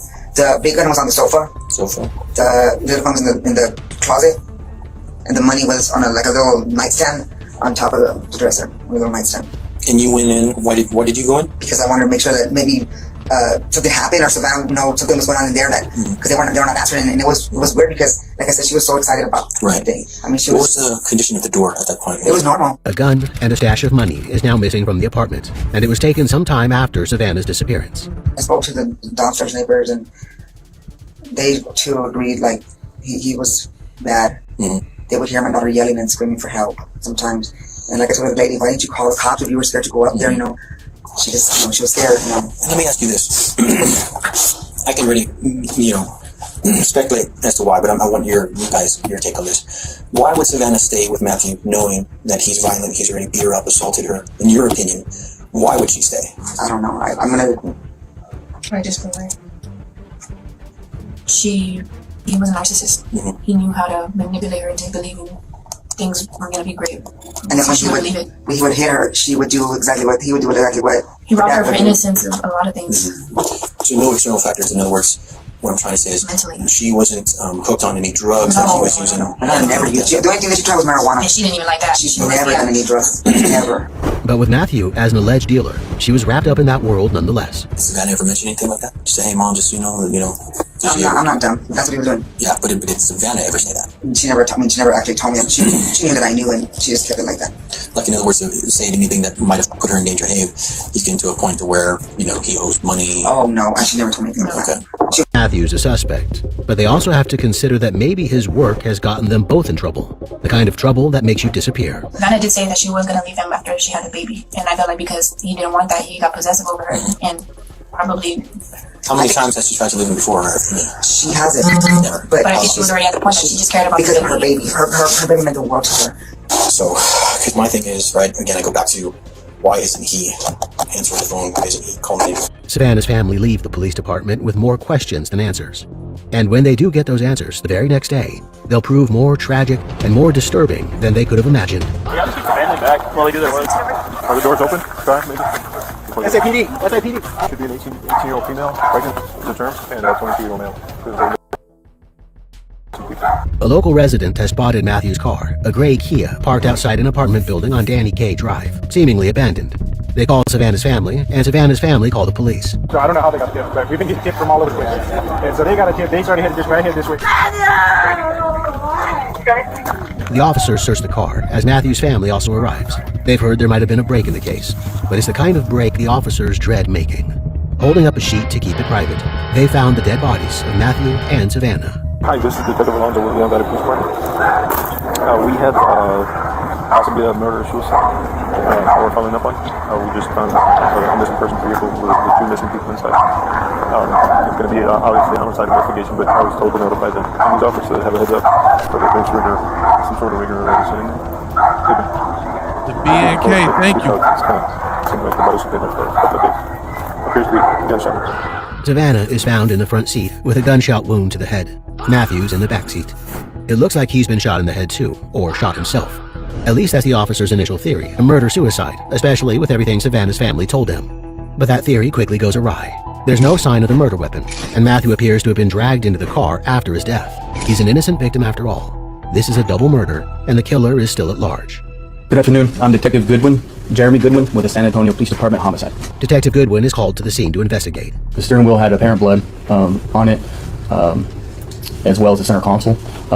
As I looked up, I'm kind of kneeling down, looking up towards the visor. I observed what appeared to be a bullet defect near the driver visor of that. Savannah was likely shot inside the car, but Matthew may not have been. The back left tire, the sidewall of the tire had what I believe to be blood on the sidewall of the tire, and then inside the rim there appeared to be apparent blood inside the rim. It appeared to me that someone that had been bloody was placed against the tire, and the vehicle was driven after the blood had been placed in.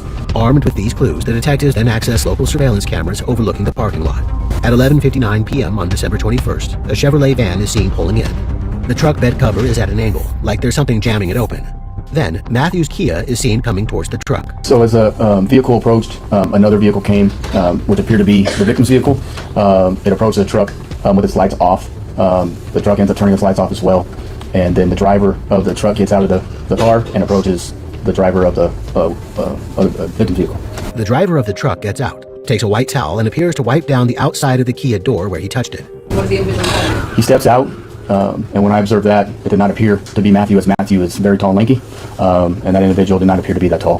The drivers get back into the vehicle and drive behind the apartment building. 3.5 minutes later, the truck reappears. You making observations about the truck at this point? Yes, ma'am. The bed of the truck is no longer angled.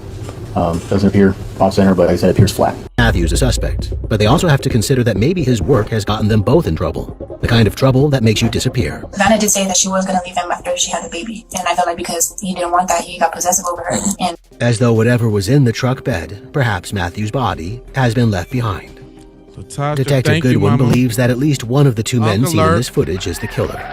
But the truck's license plate is obscured in the footage, so he focuses on the victim's car instead.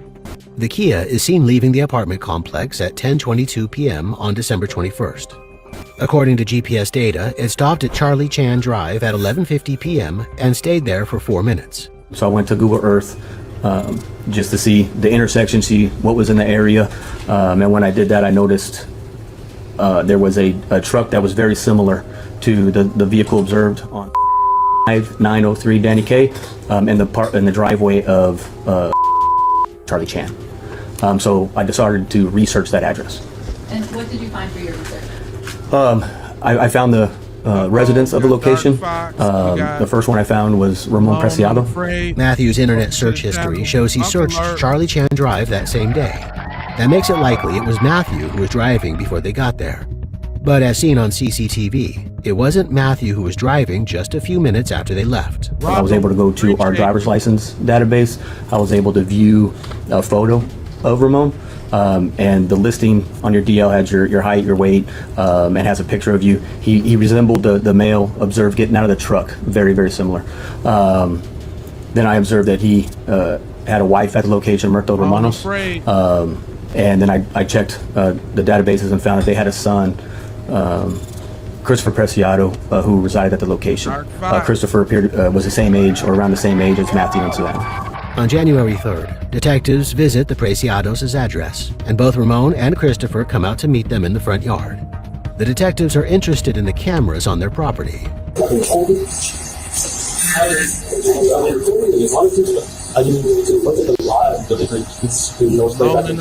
That footage, if it had been recorded, might have shown Matthew and Savannah leaving the address alive, or it might have shown something far more disturbing.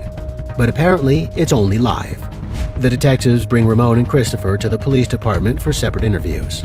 Christopher is 19 and a student, majoring in pharmacy, and when he's left alone in the interrogation room, he starts to behave strangely. He pulls his chair in without touching it with his fingertips, like he's afraid of leaving evidence behind. My work's going to your body, right? So kind of a little bit, what he was talking about. So I kind of want to talk to you. He told me that I need to talk to you. Okay. So I got the 8 days where a couple people were doing. Okay. And obviously talking to your dad, he's broken me down that he helped pick you up at the location. Footage of Ramon's interview hasn't been released, but according to the affidavit, he admitted to driving his truck to Danny K Drive on the night of December 21st and identified himself as the driver seen on CCTV. He has also identified Christopher as the driver of Matthew's Kia. Christopher has nowhere to go without calling his father a liar, so he admits to contact with Matthew. I texted, what's his name? I don't know his actual name. What's your Instagram? I deleted mine after the incident. But this is a lie. His Instagram is still active. So, why are you trying to get him? I tried to buy a little bit of weed. Also, that's perfect. I don't care about this, because he was posted pictures of guns and stuff, and that was something. I just feel I don't want to associate with that. Yeah, you just want to get your stuff calm down and go with your day, right? According to Christopher, Matthew agreed to the drug deal that night. This matches with the Instagram messages the detectives found on Matthew's phone. He messaged an account under the name XXVII that day, quoting a price in cash. The account responded with Christopher's address on Charlie Chan Drive. At 11:49 p.m., Matthew messaged to say he was pulling up. Where was he going to drop you at? To your house. Okay. And then, do you remember what time you arrived at your house? No. No? Okay. And then, what happened when you arrived at your house? When he arrived at my house, he was kind of agitated and ready with me. Like, he was like, man, I told you to be out here ready. Like, why aren't you ready out here waiting for me? And he was really agitated. He was like, come on, just get the bro. Come on, hurry up. Let's do this. Just get out of here. As though whatever, but there's a problem with this. Savannah was found with blood all down her right side, not her left. So after he did that, he's like kind of panicking. He was like that to push her like that to see if she's like conscious, I guess. And then he's like turns it on me because I guess he realizes what's about happening. I was about to just watch, just gonna run. And as soon as I was about to reach for the door, he like faces towards me again, so I can like that. Okay. Like I pushed it instead of like that way, like I did the first time with that. Okay. He went like that. Okay, so it came towards him. And it went off again? Or what happened? Because he was finger on the trigger the whole time. It went off again? Yes. It went off again. I didn't even see the jewels. Did he get shot? I assume so because he just stopped talking. There were no drag marks on the car's entire console, and no blood on the front headrest where Matthew was supposedly sitting when he died. This one right here, that's all the contact. Right, so you pushed it means that the gun was up against his head when he was shot. That's on the right side of his head. So if his head would have to be facing this way, looking this way, when his gun hits. He was looking at her the whole time. So how did you said he was looking at you and pointed at you? Well, he had pointed at me, and then he was like kind of going like that. But Detective Goodwin can demonstrate that this can't be true. So this way, right? So if I'm driving here, and he's looking this way, if he's pulling here, he'd have to break it, like basically bend it all the way here to get the angle that we're talking about up on here, right? So I'm bringing my arm back to try to get that angle. So doing that is going to be hard to get a contact shot at the angle of a through and through with a defect by the visor. There are similar inconsistencies to the trajectory of Savannah's bullet wound. They don't match up. The evidence, let you know, the evidence tells us a story. Okay? And what you're saying of pushing the weapon and things like that, it doesn't add up. The detective leaves him there, convinced he's lying. And he is, about a lot of things. His home cameras do store recorded footage, and when the detectives get a hold of it, it throws everything into question.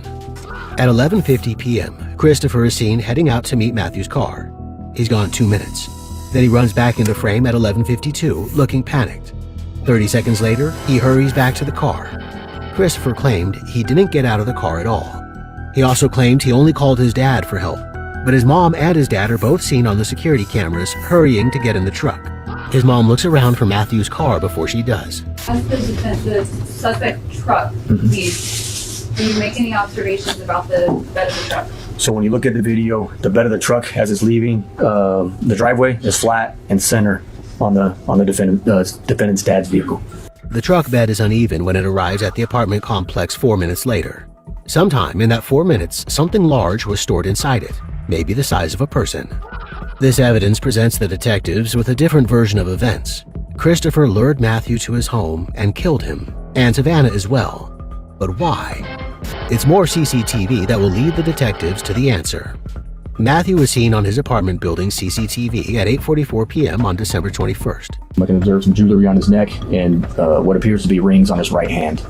No jewelry or rings were found on his body, and his wallet and Savannah's purse were also missing. In the course of the investigation, the detectives carried out a search warrant on Matthew and Savannah's apartment. At first, they didn't think they'd found anything of evidentiary value, but then they noticed something. When officers carried out a welfare check on December 23rd, there were purses on the wall in the master bedroom. When they came back on December 28th, those purses were gone. And let's not forget the missing gun and money mentioned by Savannah's family. Now, with their suspects identified, they get a warrant for the GPS history of Ramon's truck, and they discover that it traveled to the apartment complex on December 24th, the day after the welfare check.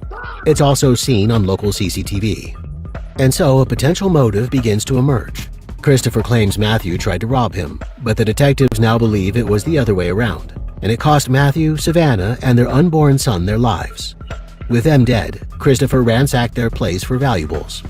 Christopher is charged with 3 counts of capital murder. His father is charged with abuse of a corpse for allegedly helping to cover it up, and Christopher's attorney directs blame towards his parents during the trial. The gun believed to be the murder weapon was found in his parents' closet. But in the end, Christopher was the one inside the Kia, and the one who pulled the trigger. Count 1, capital murder of more than one person in the same criminal transaction. Verdict form. We, the jury, find the defendant, Christopher Ray Preciado, guilty of the offense of capital murder as charged in count 1. He is sentenced to life in prison. At his hearing, the families made victim impact statements. You took Matthew, and you took their unborn son. He didn't even have a chance to live. Not one day. Matthew was my brother. He's my best friend. And I just want to say, you are a very stupid person, and I can't believe you and your common attorney wasted everybody's time. That pathetic excuse of self-defense. I hope wherever you go, they know who you are and what you did, and they treat you accordingly. Christopher's father's trial was scheduled to start on May 11, 2026, but it has been canceled and not reset. All charges against his mother have been dismissed. But there's a problem. No, I don't know how I feel about the mother getting away like that. I don't know about that one. But I appreciate y'all raining down on me and supporting the channel. Thank you so much. For everybody that's new here, make sure you hit the like button and subscribe. And also, there's 2 streams. So if you want to see the video very big, we got a landscape version. If you're over there on the portrait version, that's how most of y'all come in. So if you click on the channel and go to the channel and pick the video that has the least amount of viewers on it, that's usually the landscape version, and then you can see everything real big, read the subtitles, that kind of thing. But I appreciate y'all rolling. I got another one. Let's keep it going. 6:47 p.m. Jacqueline Medina rushed home looking for her daughter, who had just missed the Christmas parade. Jacqueline searched the apartment, called people she knew, and checked everywhere she could think of. Then, at 6:55 p.m., she walked into the bathroom.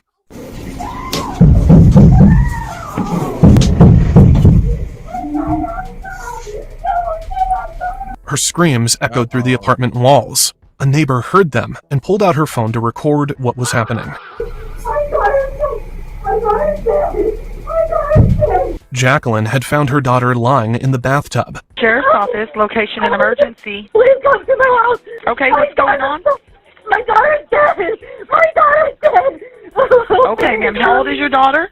She's 16. Please help. Okay. Oh my God. Oh my God, no. The 911 call came in at 7 p.m. Within minutes, officers from the Edna Police Department arrived at the apartment. Where's she at? Where's she at? Where's she at? Where's she at? Move. Where's she at? Back here? Move. Okay. 16-year-old Lisbeth Medina was in her t-shirt and shorts. She had been dead for some time. At that point, officers started securing the scene and preserving any evidence left behind. We need you to come out here with us. I can't. That's my baby. I understand. That's my baby. We need to talk to you and find out what was going on. Family members were gathering outside the apartment, and the officer quickly realized he needed help. Backup units were called in, and before long, the Texas Rangers joined the investigation. You see that? You see that wound on her stomach? That's a stab wound. Yeah. Right. You see any knives or anything in there? No, it's a homicide. Yeah. Investigators found a small stab wound on her stomach. Detain everybody outside. Okay. It's a homicide. In handcuffs. It's okay. It's a homicide. Yeah, it's a stab wound. 16-year-old female, approximate stab wounds to the chest. It's a homicide at this point. Everyone except Jacqueline was moved outside and temporarily detained while detectives began processing the apartment. Their first interview would be with Lisbeth's mother. Nobody was here?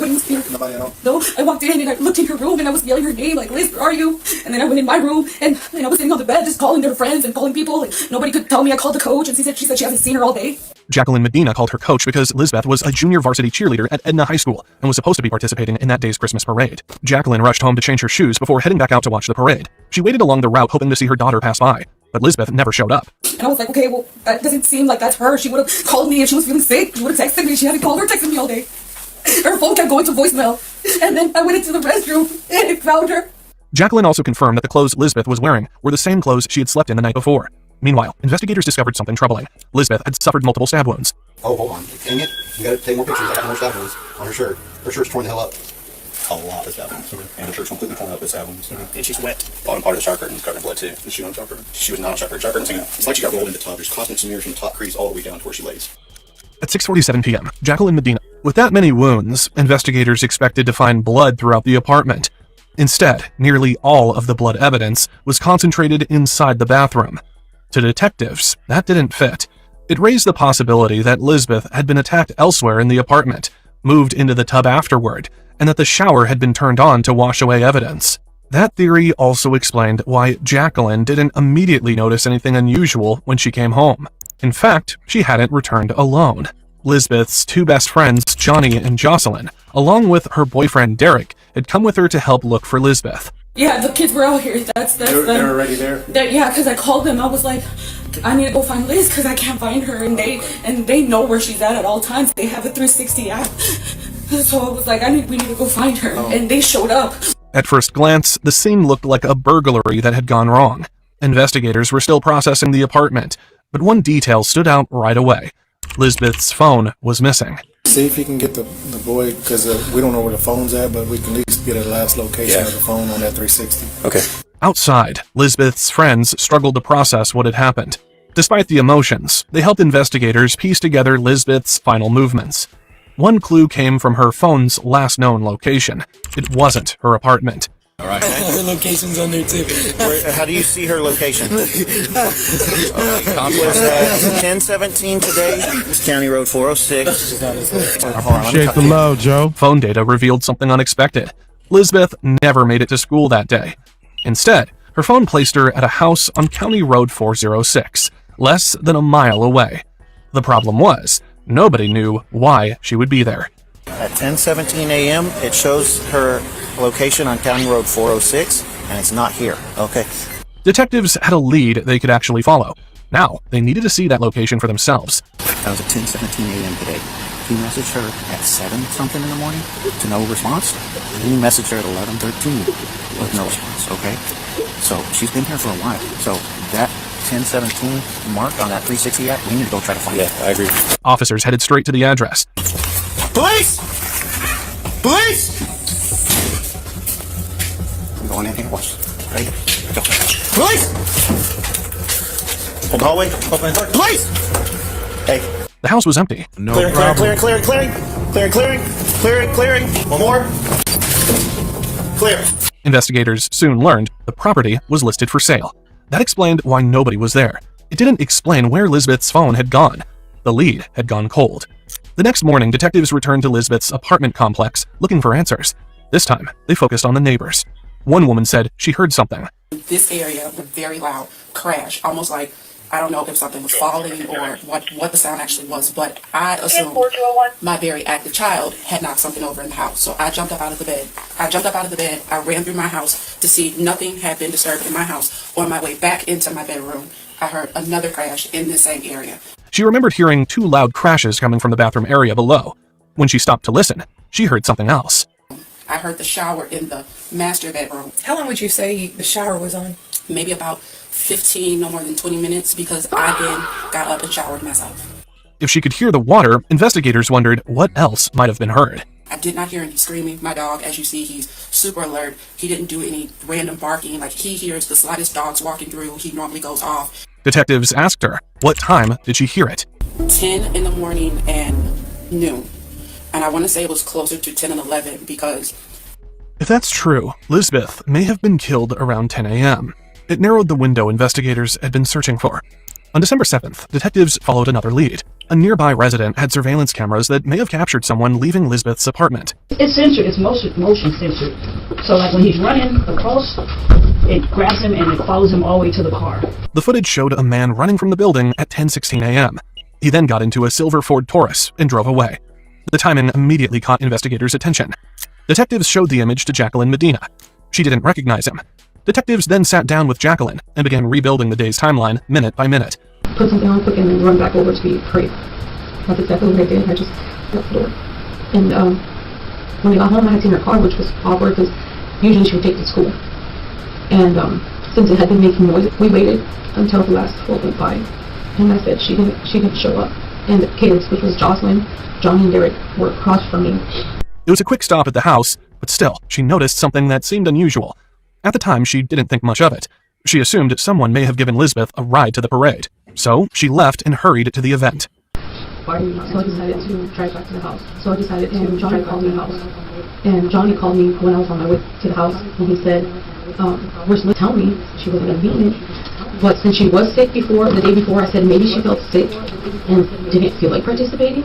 But then again, she really told my mom to stay home. But since she was sick before, the day before, I said maybe she felt sick. At that point, I made her didn't feel like participating. I'm thinking, all kind of again, she would told my mom to shake her off, or did she not tell me she was going to do something, or did she get really sick and now she's not hospital? Jacqueline rushed back home. Behind her, Lisbeth's friends followed in a separate vehicle. Everyone was trying to find her. And I said, Lizzo. I went to my room, and I sat in the bed for a little bit just thinking who I call. And I remember I had her coach's number, so I called Coach. And she said, Johnny, I can't find her. Like, I need to find her. Do you know anything? And he said, no, but we'll help you find her. So they made their way to my house. Before any of Lisbeth's friends could make it inside, Jacqueline walked into the bathroom. I can't find Liz. And he said, what do you mean? She's probably just there, just relax. Like, you're getting crazy for no reason. And I said, no, I can't find her. And that's when I walked into the restroom, saw her foot sticking out. And then I opened the curtain and she was in the bathtub. And at that point, I thought something stupid. I thought she had hurt herself or something. At first, she hoped there was still something she could do. But then, she realized she was long gone. The apartment door wasn't locked. Only Jacqueline had a key. And in an earlier interview, she had stressed that she always kept the door secured after being robbed in the past. When you got here, was the door locked? No, it wasn't locked. It wasn't locked because I just walked right in. Is that uncommon for it to be unlocked, or do you always have it locked? I always have it locked since they've robbed us. How long ago did it go? A couple of weeks ago. They robbed us. They took my watch. They took a whole bunch of stuff. I don't know if maybe that's what they were trying to do when they came in, or I don't know.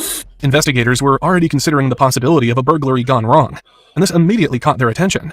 Okay, how long ago was that? A couple weeks ago, maybe 3 weeks ago. Do you know the people who were involved? Can you identify them? No, I don't know anybody because we weren't here with Okay. Nothing valuable appeared to be missing. Whoever entered the apartment seemed only interested in small, inexpensive items. But there was just petty taken. They didn't take the TV. They took a projector. They took my watch. They took just petty. Okay. For the next 4 days, detectives interviewed friends, relatives, classmates, and anyone connected to Lisbeth Medina. They were searching for two things: the reason and the person. Your friends? Yes. Did you know her really well? Like her Yes. friends and her dating relationships? Anybody that you suspected that would have committed the murder? No. Okay. Who's she dating at the time? Well, thing is, I knew her and Joshua Jimenez. He's from Victoria. They had broken up maybe.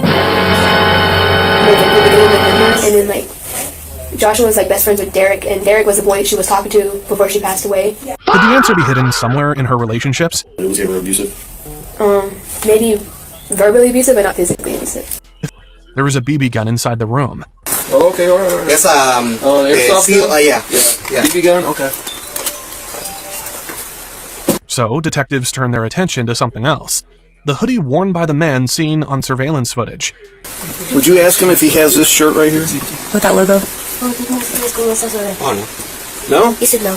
While that conversation continued, another officer found a phone in Leonardo's room.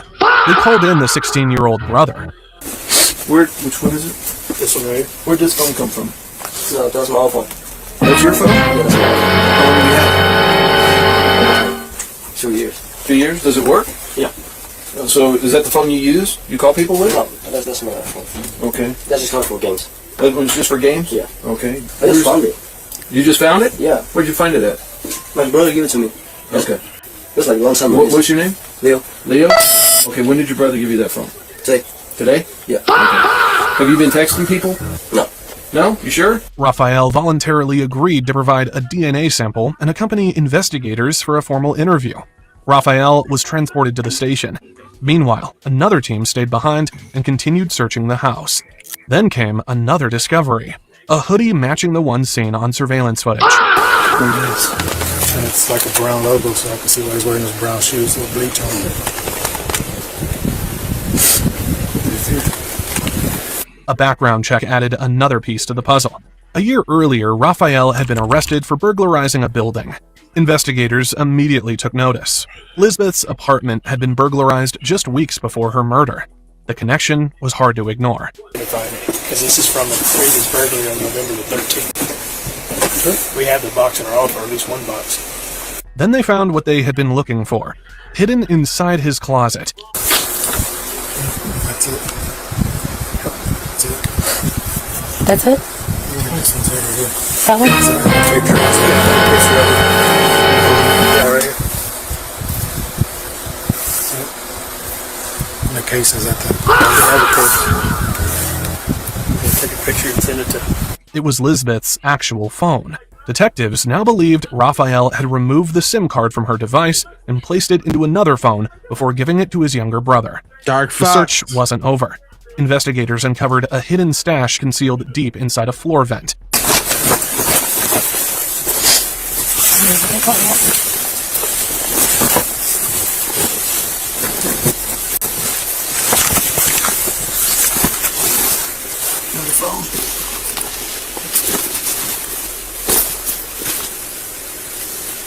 It's the personal. Something back in here. Milk bag.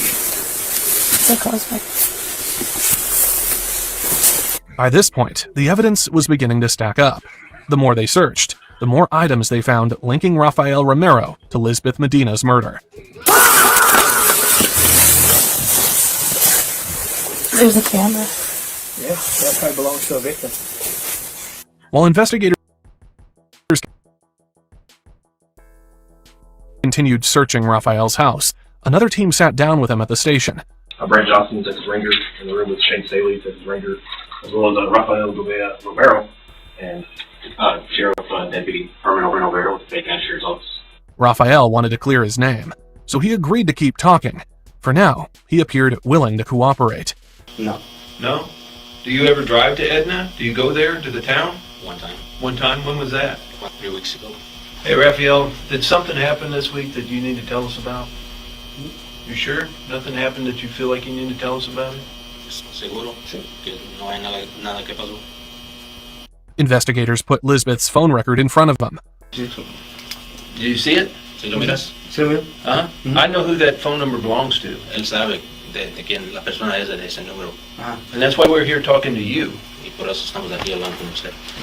And your brother said that you gave him the phone and that this SIM card in the phone you put in it. That's why we're here to talk to you. Because you were in Edna earlier this week. And I know you were in Edna earlier this week. That you know about this SIM card, then we can start moving forward. Because you got this card somewhere. He said that he was cleaning up the house and he found the phone and Okay. it was dead and he gave it to his friend. I know you're lying. That's not right. Okay? Yes, I know you were in Edna earlier this week. Okay? People saw you in your gray car in Edna. Is that your shirt? Yeah. Yeah? Oh, yeah. Yeah. That's your shirt, isn't it? Okay? They saw you in that shirt. La persona te miró en esa camisa. He said he doesn't use that shirt right now. Okay? He said he didn't go this week. He went about 2-3 weeks ago. I believe you went 2 or 3 weeks ago, too. I think that's right. You went 2 or 3 weeks ago. Huh? Projector headphones. So you went 2 or 3 weeks ago to Edna, and you went to an apartment complex in Edna. Fuiste a un apartamento allá en el... No? There was a BB gun inside the room. Oh, okay, all right. That's airsoft gun? yeah. BB gun? Okay. So, sitting outside one of the interview rooms was Derek Lugaro. The Rangers wanted to speak with him again. Not because he was a suspect, because of something that had just happened on his phone. 4 days after Lisbeth's murder, Derek received a response to messages he had sent to her phone. I said, Liz, I miss you. And it said, not me. I was like, and then right after I said, not me, I called her, and they were all like, record, right? Let me restart it for you. Someone had picked up Lisbeth's phone, and someone was answering her messages. Hello? Yeah. Who is this? Derek recorded it and played it back for investigators. Hello? Yeah. Who is this? Somebody answered. And then my dad called me right after, and they hung up.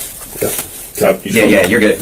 Turns out, Derek wasn't the only person receiving replies. What time did you text? Today? I texted her at 6:16, and they responded back at 6:17 with okay. The person using the phone had stopped responding to Derek. You say like, yeah, what's up? What are you doing? However that It'll be like, wait, you want to go to the gym? Yeah, today I went to the gym partner. When the message went unanswered, they decided to place a call. Yeah, you want me to try to call her? If it doesn't answer, What did she say? she's calling you right now. No, call her. Lisbeth, let's go to the gym. The phone was still active. Whoever stole it hadn't thrown it away. Investigators quickly pinged the device and got a location. The signal led them to Schulenburg, Texas, about an hour away. A task force was assembled and headed there that same day. When officers arrived, they spotted a silver Ford Taurus sitting outside the house. It looked just like the car captured on surveillance footage. They ran the license plate. The vehicle came back to 23-year-old Rafael Romero. Investigators knocked on the door. Rafael's father answered. Tito, hey, what happened? Is your son here? My son? Yeah, Rafael and Leonardo is my sons. Is he here? Yeah, both is here. Both are here? Can I talk to him? Sure. Okay. Can we come with you? Sure. Okay, gracias. Inside the home were 5 residents. Rafael's father, his mother, 2 sons, and a daughter.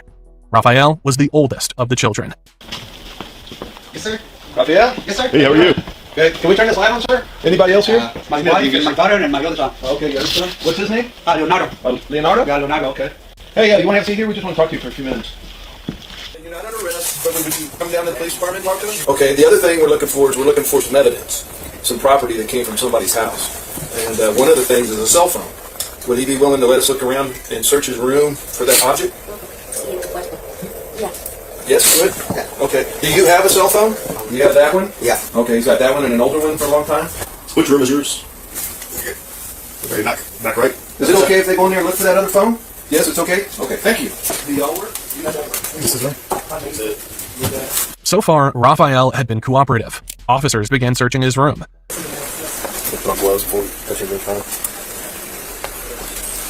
The phone signal had brought investigators to this address, but now they could no longer call Lisbeth's number. No, it's jammed. I just tried calling it. Oh, it's jammed. Yeah, technically jamming it right now. Oh, okay. I didn't know if we tried calling it, we could find it, if they unjam it. It's in here now. Before moving in, investigators had shut down nearby cellular signals to prevent anyone from destroying evidence remotely. Did y'all find that other phone yet, Chief? Where they had it jammed.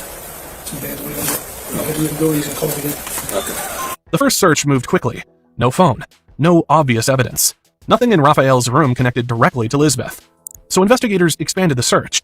Yeah, he gave his consent to look in there a while ago. The dad did. Just double check that and make sure, but he said we could look in there a while ago. Do you have anything illegal in your room that you shouldn't have? No? Okay.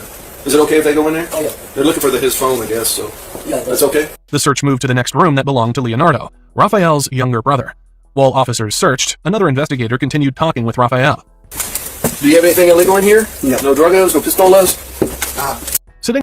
By then, detectives had already recovered stolen headphones and a projector from his room.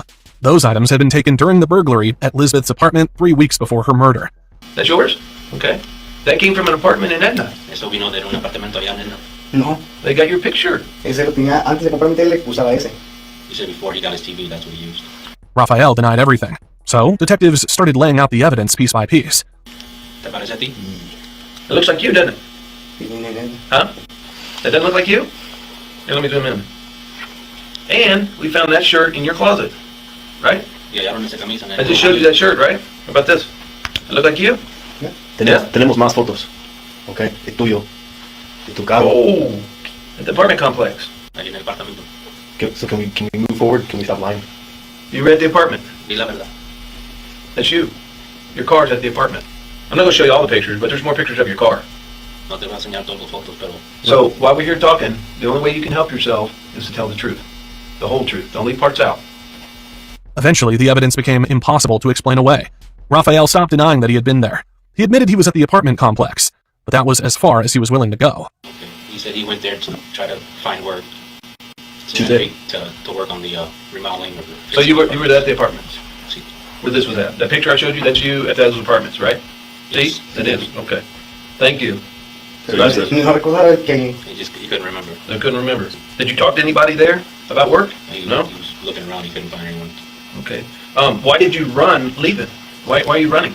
Bueno, hice al baño. Necesitaba ir al baño. You need to use the restroom. Oh, okay. Raphael already knew why he was sitting in that interview room. Still, nearly 90 minutes into the questioning, detectives finally reveal the real reason why he's here. No? You sure? Sure. I'm going to ask you one time. Sure. You don't know that girl? Okay. That girl, that's her SIM card that you put in that phone. And she lives in that apartment. Now, I don't think you wanted anything to happen to her. Raphael insisted he never entered the apartment. According to him, he had only been in the area looking for work. This was inside. That's that's her phone. That's her SIM card from her phone. At this stage, detectives weren't chasing a confession. The physical evidence was already strong. What they really wanted was an answer to one question. Why? I know you're scared. You don't know what's going to happen to you. I don't think you wanted to do that to that girl. That's not what you went there for, was it? After hours of pressure, he finally broke and confessed. He said he went over there to go buy some drugs. He doesn't remember clearly on everything what happened. He went inside. He went inside. He said he went to the apartment. He knocked on the door and asked where he can buy drugs. He said when he knocked on the door and he was talking to her, he was outside for a minute, then he's inside the apartment, and he asked if she spoke Spanish, and she said no. So he asked if they sold drugs, and she also said no to that question as well. Okay. Why did he go inside? So it's just him and her in the house, in the apartment? Y nomás es tú y ella dentro del apartamento? Yeah, it was just them two because the other guy left.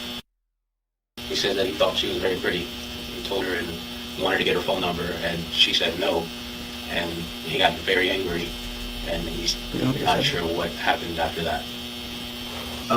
You went to the house. She answered the door. You asked to buy some drugs. She said no. She didn't sell any drugs. But you went inside the house. You said she looked pretty, and you said she looked pretty, but she wasn't interested in you, and you got angry.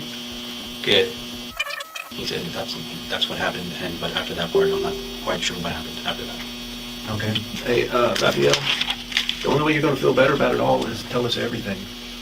And I think there's some parts that you do remember. You just don't want to remember it. You don't want to tell us about it.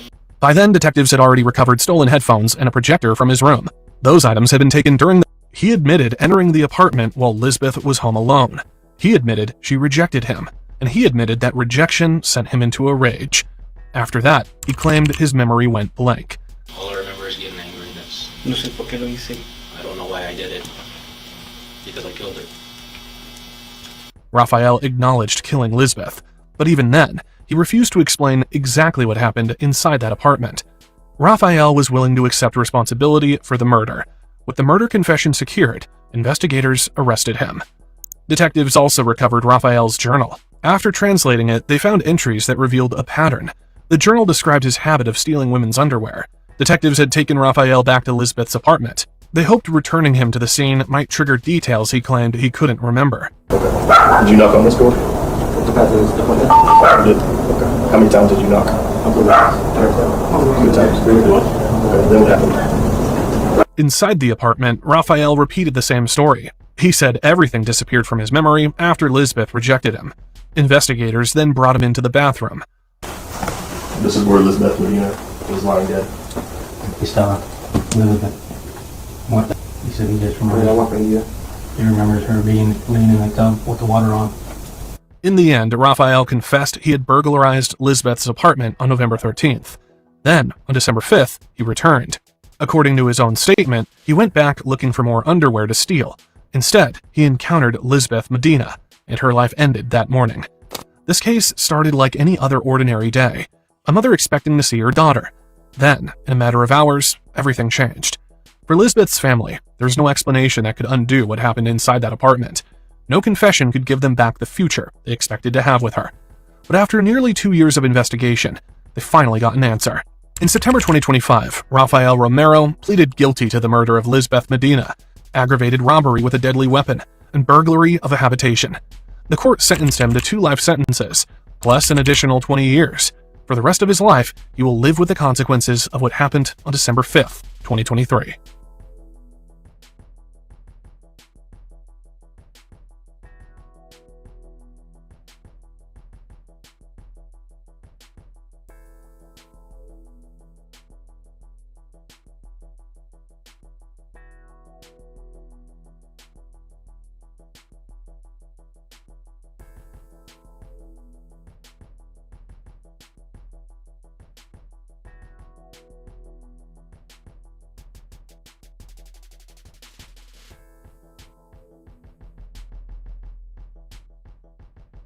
Oh, my bad. I had to mute on. My bad. Thank you. Which one was the worst crime, man? I need to know from y'all. Some of y'all been rolling since the first crime. Which one do y'all think was the worst? Because I think it was old girl, the trans girl who got rid of her mom and her mom's boyfriend. That was sinister. I think that was the most. This was pretty wild too. You know what's scary about this one though? I might even have to give it to this one simply because like that's the scariest thing that could happen. Some random person just come into your crib and do you like that? Especially to be a woman. Thank you, Ashley. Y'all say the trans one? I don't know. It's between this one and the trans one because I don't know. It's like, what's scarier? Getting done in by somebody you know or getting done in by somebody totally random? Because that was like a totally random one, right? But then, okay, it's scary to be done by somebody random. It's even triple dog double scary to be done in by somebody you live with. You say this one? Yeah, man. I don't know. Well, listen, man, it's over 3,000 people between all the 3 channels. Shout out to Jay Lava's channel. Shout out to Keep It P podcast channel. Shout out to Keep It P Raw. I know y'all come in on that portrait scrolling on them reels. So I'm glad I caught you. I'm glad you stayed. Now, seal the deal with a subscribe, with a like, and the bell for notifications so that you know every night when I get ready to do this. We do this at night. And shout out to the chat tonight. Wasn't too many fools talking no BS. I love it when we have a nice, just crime-free chat. I seen some people try to make it political, but y'all ignored them. Shouts out to y'all. Shouts out to y'all. Welcome, Crystal. Welcome, Crystal. Welcome, Crystal. Yes. Johnny, welcome, y'all. Welcome y'all to the new family members. Matter of fact, listen, y'all in for a treat since there's so many people. I usually do this on the Keep It P podcast, but I'm going to go ahead and set it off one time for tonight. Can we get a roll call? To see who's in here tonight on some crime tip? I got a special roll call song. This is your opportunity to say the city, state, or country where you from. Before y'all leave, hold on real quick. Let's do this roll call. This the roll call music, y'all. I want to see where y'all at. I should have thousands of people telling me where y'all from. Come on. Yo, AZ up in here. New York up in here.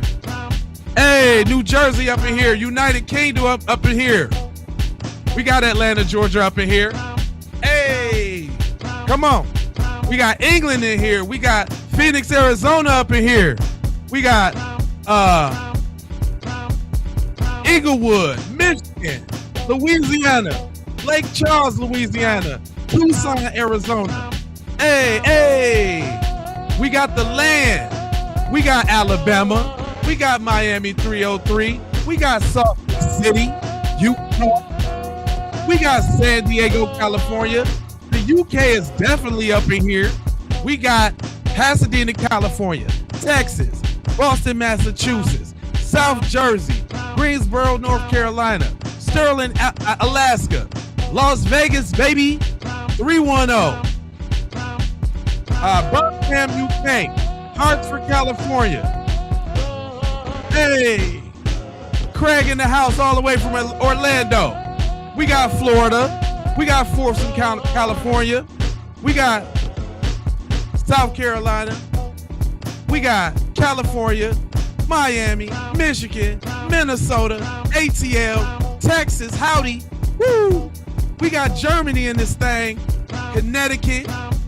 We got Banff, Alberta, shout out to Canada, Wichita, Kansas, Hungerstown, Maryland, Texarkana, Arkansas, LaForte, the DMV, Louisiana, Denver, Colorado, Ohio, what up, from Bay City, Michigan, Queensbridge, Oregon, hey, England, Altadena, DC, hey, Marietta, Georgia, Hartford, California, come on, Florida, Gulfport, Biloxi, Mississippi, Baltimore, Maryland, Germany, Wichita, Kansas, Baltimore, Hattersfield, England, Jacksonville, Florida, Clarksville, Tennessee, Alabama, Bay Area, Irvine, California, Toronto, Canada,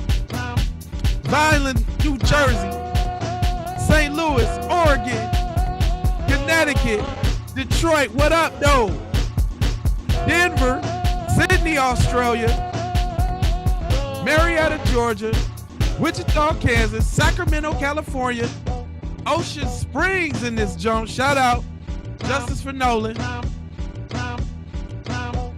We got England in here again, Clarksville, Tennessee, San Francisco, California, Athens, Pennsylvania. So many names, I guess I gotta keep the music rolling. We got Dublin, Ireland up in here, Florida, NE, Ocala, Montana, woo, we thick. Sweetheart, Texas, Louisville, Kentucky, North Korea. Nah, North Korea, don't get executed, but welcome. New Orleans, Louisiana, Ackworth, Georgia, Scotland, Vineland, New Jersey, Brighton, England,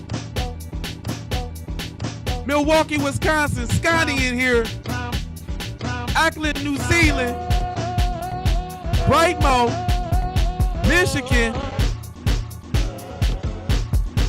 Ashtabula, Ohio, Vallejo, Irvine, Lebanon, Indiana, New Zealand, Carluke, Scotland, Hawaii, hey,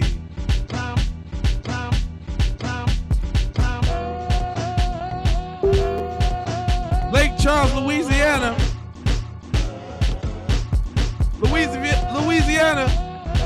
Louisville, Kentucky, Austin, Texas, hey, Syracuse, Mississippi, McMinnville, Tennessee, Cape Town, South Africa, Brownsville, Brooklyn, New York, Strong Island, Vermont. Hey, we even got New Zealand in this thing. Lava got Koreans taking risks, baby. Oklahoma City, Belize,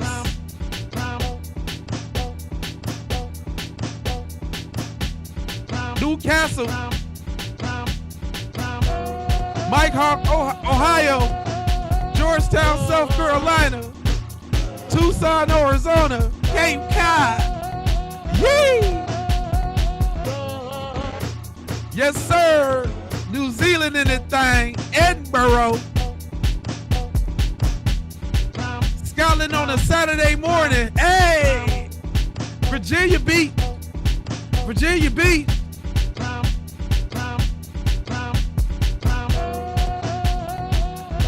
I appreciate y'all showing the love. Keeping P Podcast is definitely a global show. Fishkill, New York in here. Dublin, Ireland in here. Bubbling in Dublin. Hey. Newport, Rhode Island. We done touched all 50 states. Compton. This nigga said Uranus. You ain't say Uranus, fam. We ain't intergalactical, is we? So yeah, all of y'all that's in here who stuck around, we had a bunch. Maybe they couldn't, maybe they too uptight and couldn't, sometimes you need a release after all the crime, all of that bad evil spirits. That's how you cleanse the evil spirits. You come through with a little of that. What's that? This nigga keep trying to get me say D's nuts, Germany. You're not even clever enough. Like I can't understand what D's nuts is. Come on, man. Oklahoma up in here. We got Cayenne, the hot pepper lady. Shout out to all my members and mods. I see y'all working hard. Shout out to all my members. You better thank a Keep It P Podcast member. I encourage all of y'all to become members as well and support podcasts that be putting out bomb content like myself. You know what I'm saying? Thank you for the Jews. Austin, Texas, I still see you, baby, baby. You know what I'm talking about? So tomorrow, since I'm getting to bed early tonight, I'm going to try to do an early stream tomorrow, a little earlier than like maybe my 3 or 5 o'clock stream. So I might do some early morning crime. I know we got some interviews and all of that to get through tomorrow. And yeah, man, I appreciate y'all rolling with me. Chris, you the best, Chris. Thank you, fam. You stay in my corner, fam. I appreciate that, broski. Hey, thanks for the jewels. I appreciate you. Hey, well, drop a super chat. George, I appreciate that. You know what I'm saying? Bless me. You know what I'm saying? Put the blessings on me, boy. Is what I'm trying to tell you. Don't make the old man come out now. Anyway. Any special requests or anything before I go? Because sometimes I don't be wanting to jump off stream, man. The love be just so much, man. I don't be wanting to jump off stream. James, man, thanks for the jewels, broski. I appreciate that. Bro Hamburger. I appreciate that. Matter of fact, I didn't hit the super chat goal, but if I get, let's say, a couple super chats or something, we can go ahead and do another hour. Y'all want another hour, man? I got a couple other stories, man. This is for y'all. I'm the people's. I'm the Keep It P podcast. The P is for the people. George, thanks for the sub, buddy. Nikki, I see you. Jerry, thanks for coming through. I appreciate you. Rombo, I see you. He's like, one more. Go ahead, keep the party rolling now. It's all love. I appreciate you, Joe. Joseph, yep, I seen you. Stephanie, I see you. I see you in there with the little request now. Y'all got some requests on your chest, there, boy. Y'all trying to get a little more crime in your system now, boy. Huh? That what you're trying to do? You a sub if I do? Oh, no. That's a challenge. Don't threaten me with a good time, boy. Yeah, this what I do at night. I be up at I slept. I was up late last night. How long was the stream last night? How long was the stream last night? Like 5 hours or something like that. 2, 3, 4 hours. I don't know. Folsom, I appreciate you joining the fam. That's right. All right, man. You know, yeah. Trying to twist my arm is what y'all trying to do. You're trying to put the twist on my arm bracket now. I don't know if I can handle that. Let me see what we got here. Say, mom don't realize everything was caught on the cameras. Officer De Silva had already cleared the call and was back in his car. It was then the radio traffic suddenly changed everything. Aliens, possible shots fired in the area of the Home Depot. Came back, it's going to be 5309 North Davis Highway, 5309 North Davis, West of Brenton Fontaine, receiving multiple calls. Multiple 911 calls were now flooding in from the Home Depot on North Davis Highway. Someone had just fired a weapon inside the Home Depot in aisle 52. Damn. 5 to 6 shots inside, possibly near aisle 3, possibly a victim on the floor in aisle 52. With the possibility of an active mass shooter, several units were immediately attached to the call. Senior Deputy Sheriff Shelley was the first to arrive. 17497. Multiple people outside confirming shooting down by the garden center. The suspect was already gone. Is there any victims I need? There's a victim down around. Now came the split-second decision every first responder dreads. Go after the suspect or stop and help the victim. I'm heading in. I got a victim on 52. 52. He ran out. She's gone. 174 confirmed signal 7. There's multiple shells. Yep, we're just... Yeah, because we got casings. Don't kick them, please. In aisle 52, a teenage black female was lying face down and unresponsive. She had been shot multiple times. Around her, at least 7 spent shell casings were scattered across the floor. Let's not pick any of them up. Yeah, let's not even mark them. Let's... I mean, there may be shells up in the stall. He was so. If we keep the shit out of this, no, we're okay. At that point, we're good. As Shelley started locking down the scene, more officers rushed into the store. We're okay. At that point, we're good. That's deceased? Yeah. Hey, let's clear on out here. Yeah. On the floor nearby was a walkie-talkie, something 67-year-old employee Jeff Roberts tried to grab. Okay, don't touch. It's not yours, is it? Well, I didn't know if it was. No, I think it was hers. Okay. Oh, no, hers is in her back. That's all right. Hers is in her back. Yep. I heard it in there. I didn't hear Home Depot. Oh, I heard Home Depot. I just missed him. Or still in the parking lot, right? They run out, yeah. From the looks of the scene, the suspect had emptied the magazine and fled. Armed and still unaccounted for, he could be anywhere. More units were called in. The priority now was to clear the entire building. Everybody needs to get out. Everybody needs to get out. Everybody needs to get out. Everybody needs to get out. Everybody needs to get out. Everybody needs to get out of the store. Everybody needs to get out of the store. No, but Johnny starts at that one. So it's confirmed he left the store. Left the store. That's okay. Back in aisle 52, the violence of what had just happened was hard to ignore, but the officers had no time to dwell on it. The scene had to be secured, and the store had to be cleared. Hey, have we cleared the entire store yet? No, but let's get a manager and get everybody out of the store. Yeah, let's get everybody out. You got this? Yeah, I got this. They said they went around. Yeah, but we're gonna work. Yeah. Just don't let anybody else. Steve, out. We're close. I work here. Okay, very good. We're gonna need that. Can you get on that right? We're gonna grab the video. Can you get on that right away? Yes. CCTV would help piece it together, but that would have to wait. Right now, every civilian still inside needs to get out. No. Out. Did you see where he went? See it. He did. You have to stay out, right? You have to stay out. Okay. Officers began taking positions. We've already got an entry team. We're clearing building out. Have everybody hold their position. They moved aisle by aisle, weapons up, clearing the store section by section. He said something aisle 3, didn't they? Must be right outside. In the lighting section, yeah, he's down. There's that one down, yeah. Oh, I can have the guard sign. Then, suddenly, an alarm started going off from the back of the building.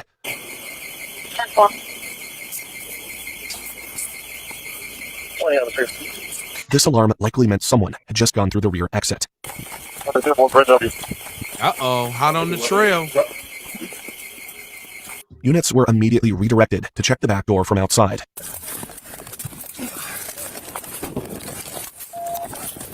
Two officers broke off and ran toward the rear exit, hoping to intercept the suspect. That way!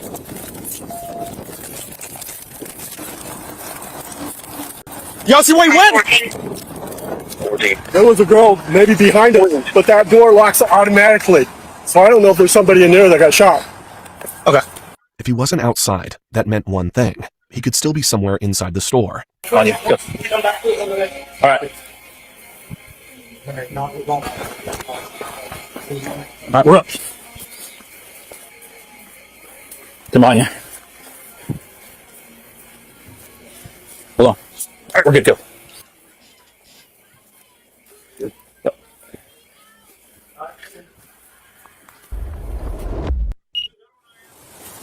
Hi. Are there people inside Home Depot currently clearing it? So we don't know the suspects out there, right? From a lot of people that have Let's hold these doors and clear this. So, 2 people on these doors and other two will go through this area here. Officer Meeks took charge of the search at the garden center, but he still wasn't sure whether the suspect had escaped or was still hiding somewhere on the property. 2 or 3, we're on the outside in the garden center. We have not confirmed that the suspect's Canadian. Is that correct? Because we're being told different things. One of y'all hold this right over here. We haven't cleared this yet. So we're going to start clearing this one by one. We start with clearing the outdoor garden center. We have not cleared this yet. So we got 2 people on the back door or the side doors coming to the garden center itself. Can you get this? We're gonna get all these rows first, then we'll move up. Bo, you come here. To the front door. Start moving up. Yep, go ahead. It was a difficult situation. Officers needed the store empty, but at the same time, they had to bring an employee back in to help access the surveillance footage. The employee pulled the footage and stepped right back out. There's a number of people this way to your right. Just hang out with that. Let's round back again. The review was quick but critical. The suspect had run out through the main entrance. He was no longer inside. In the video, it's going to be a black male, short hair, blue jacket, khaki pants, black shoes. The fight is early 20s. Went out the main entrance. The footage showed a black male entering through the front doors. He walked down the aisle, turned left into aisle 52, and seconds later, people began running out. Then, the same man was seen sprinting back toward the entrance he had come through. What are you doing in here? Go back here. We cleared the garden. SWAT's doing that. We're told to go back out since SWAT's doing it. The suspect was seen running out in the CCTV footage. SWAT was brought in to fully clear the building. I don't know. We went in there and they told us to get out. Because SWAT's supposed to be clearing it now, so I have no idea. While SWAT handled the issue, Officer Meeks focused on the outside. If we haven't secured this parking lot, we have no idea if the suspect's still in the video. We got witnesses, we got a whole bunch of people on the parking lot. We have not made sure that. Now, the parking lot needed to be cleared, and witnesses needed to be found fast. Hey! Everybody move this way! This way, my man. Yeah. If y'all will head towards the center of the parking lot, back that way. Do it? Our parking lot or the other parking lot? Your parking lot. Just back that way between your store and the car wash. That's when officers learned there was another gunshot victim. She's got what? Bullet wound in her back. Okay. The young lady.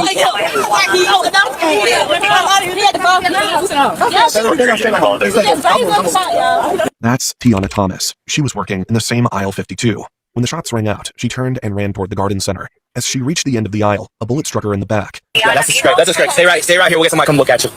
She was taken to Sacred Heart Hospital, where doctors confirmed it was a grazing wound. Tiana Thomas was very lucky. Then, 62-year-old Thomas Villeneuve came forward.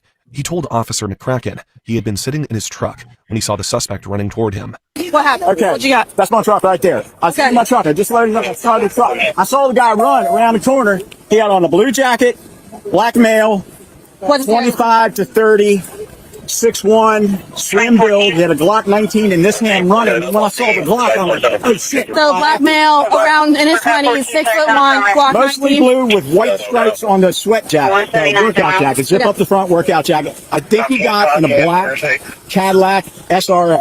I think he got in a Cadillac SRX. I almost hit him. 13 I copies come of close, for the suspect. but he got between the cars. I couldn't hit him fast enough. Officer McCracken quickly pushed that description out over the radio. Blue jacket with white stripes on the front, possibly a Glock 19. Last seen running away from the Home Depot, more north towards the ball. Villeneuve then added something that changed the direction of the search. He believed the suspect was not alone. Someone picked him up. The Cadillac picked him up. What's the vehicle? A black Cadillac SRX. A black Cadillac SRX is what witnesses tell me. He had even tried to hit him with his truck, but the suspect moved too quickly. I knew I should have hit the car. It's none of this is your fault. None of this is your Should've fault. hit the car. Was he saying anything or doing anything? No, he was hauling. He heard me screaming tires behind him, and he just kicked on behind. He was almost certain he got into the Cadillac, but he wasn't 100% sure. Almost had it. Almost had it. Right there. And then, see that tree right there? Yeah. He disappeared. A black Cadillac SRX pulled in front of me. They pulled out of the parking lot at the same time the shots were fired, and he disappeared. He could not have got around that fence fast enough. He got in that car. That's the only place he could have gone. Either that or he ditched under the car real quick and I turned back around and checked. I'm guessing he's left-handed. I was more focused on running his ass over and looking at his face. Once the store was finally cleared, investigators were able to slow down and start identifying everyone involved. That's when they learned the victim was not a customer. It almost looked like some kind of inventory crew. I was going to say, somebody out there said that they know. That somebody is Jeremiah Womack. He saw it all. He saw the shooting unfold and watched his coworker collapse in the aisle. It's a female. See, from my point of view, it's a female. One of my coworkers, she caught. Okay. I'm on aisle 1. They're like on this way behind me. I heard a voice that I don't recognize. I thought he was cussing, but I heard him looking down there because she'd been down counting. He said, "You think I'm playing with you?" or something like that. Like he made a comment, say, "You think I'm playing with you, or you think I'm talking?" He made that type of comment. Unloaded, and he just started shooting. That's it. So it's like, to me, you gotta like. So the victim is an employee. Yes, one of our employees. The victim is one of our employees. Okay. Man, he's a mystery man. We try to figure out if there's somebody that she knows, something like it's like he targeted her. Did you like in their conversation? Did it sound like they knew each other? No, it was happening so quick. And it was just over something she said to him. I don't even think she said something. Like we talked to each other, so it's not like they gotta know each other from outside of work, or he just thought she was talking to him or something like that. Because I know when I turned around, I heard him. It would make me turn around. His voice, he's like, "You think I'm playing with you?" Like in a threatening tone. And when I turned around, all I see him just and he shot like 7, 8 rounds, and he ran that thing. Okay, what is her name? That's why I was trying to get the female. She know her personally. I can bring her. Yep. In came the victim's supervisor, Sheila Aggie. Okay, what is the victim's name? Brooklyn. Her name is. Oh, okay. I thought that was your name. No, Brooklyn. I'm sorry. Taylor. Yes, Brooklyn. Brooklyn Taylor. My name is Sheila. I'm sorry. Did you hear or see anything? No, I was in. Okay, and so you. I heard gunshots, and I just. Okay. And how far away were you from this? To be, you must have been close because you heard him. Yeah. And you heard him say, "You think I'm playing with you?" And then next thing you know, like 7 gunshots. I just heard the power. Do you know her at all? Do you know if she has? I know. Does she have a baby daddy? Yeah, my son is her baby daddy. Your son is her child. Have they been having issues? No. Okay, what's your son's name? Keith. The victim was identified as 19-year-old Brooklyn Taylor Sims. She shared a child with Keith Aggie. That's Sheila Aggie's son. Officers handed both Sheila and Jeremiah witness statement forms and began collecting the first detailed accounts of what happened inside aisle 52. Okay, hon. Do me a favor. Just if you can write everything you told me, okay? What you heard, what you saw. Fill it out as best as you can. Okay, I'll put your DL and all that, whatever. Just I need your name, social, date of birth, current address, and all of that on here, okay? Oh, EMS! Get EMS! Somebody, EMS! Come here.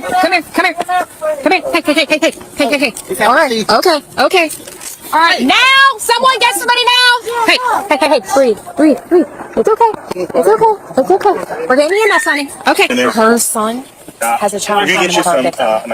With the suspect gone, the search focused on his vehicle. It's going to be not a Cadillac, it's going to be a silver Malibu. And he's sending a picture of it. The suspect was seen on the CCTV, running through the parking lot and getting into a silver 4-door sedan before speeding east toward Duval Street. And while officers were still processing that lead, another call came in, and this call caught Officer Meeks completely off guard. Huh? Who is? I'm about. The suspect wanted to turn himself in. Who what? Suspect. Not yet. We're about to go. Someone said the city's on the phone with a suspect. Yeah, apparently maybe at AMC, the Bayou right here? Yeah.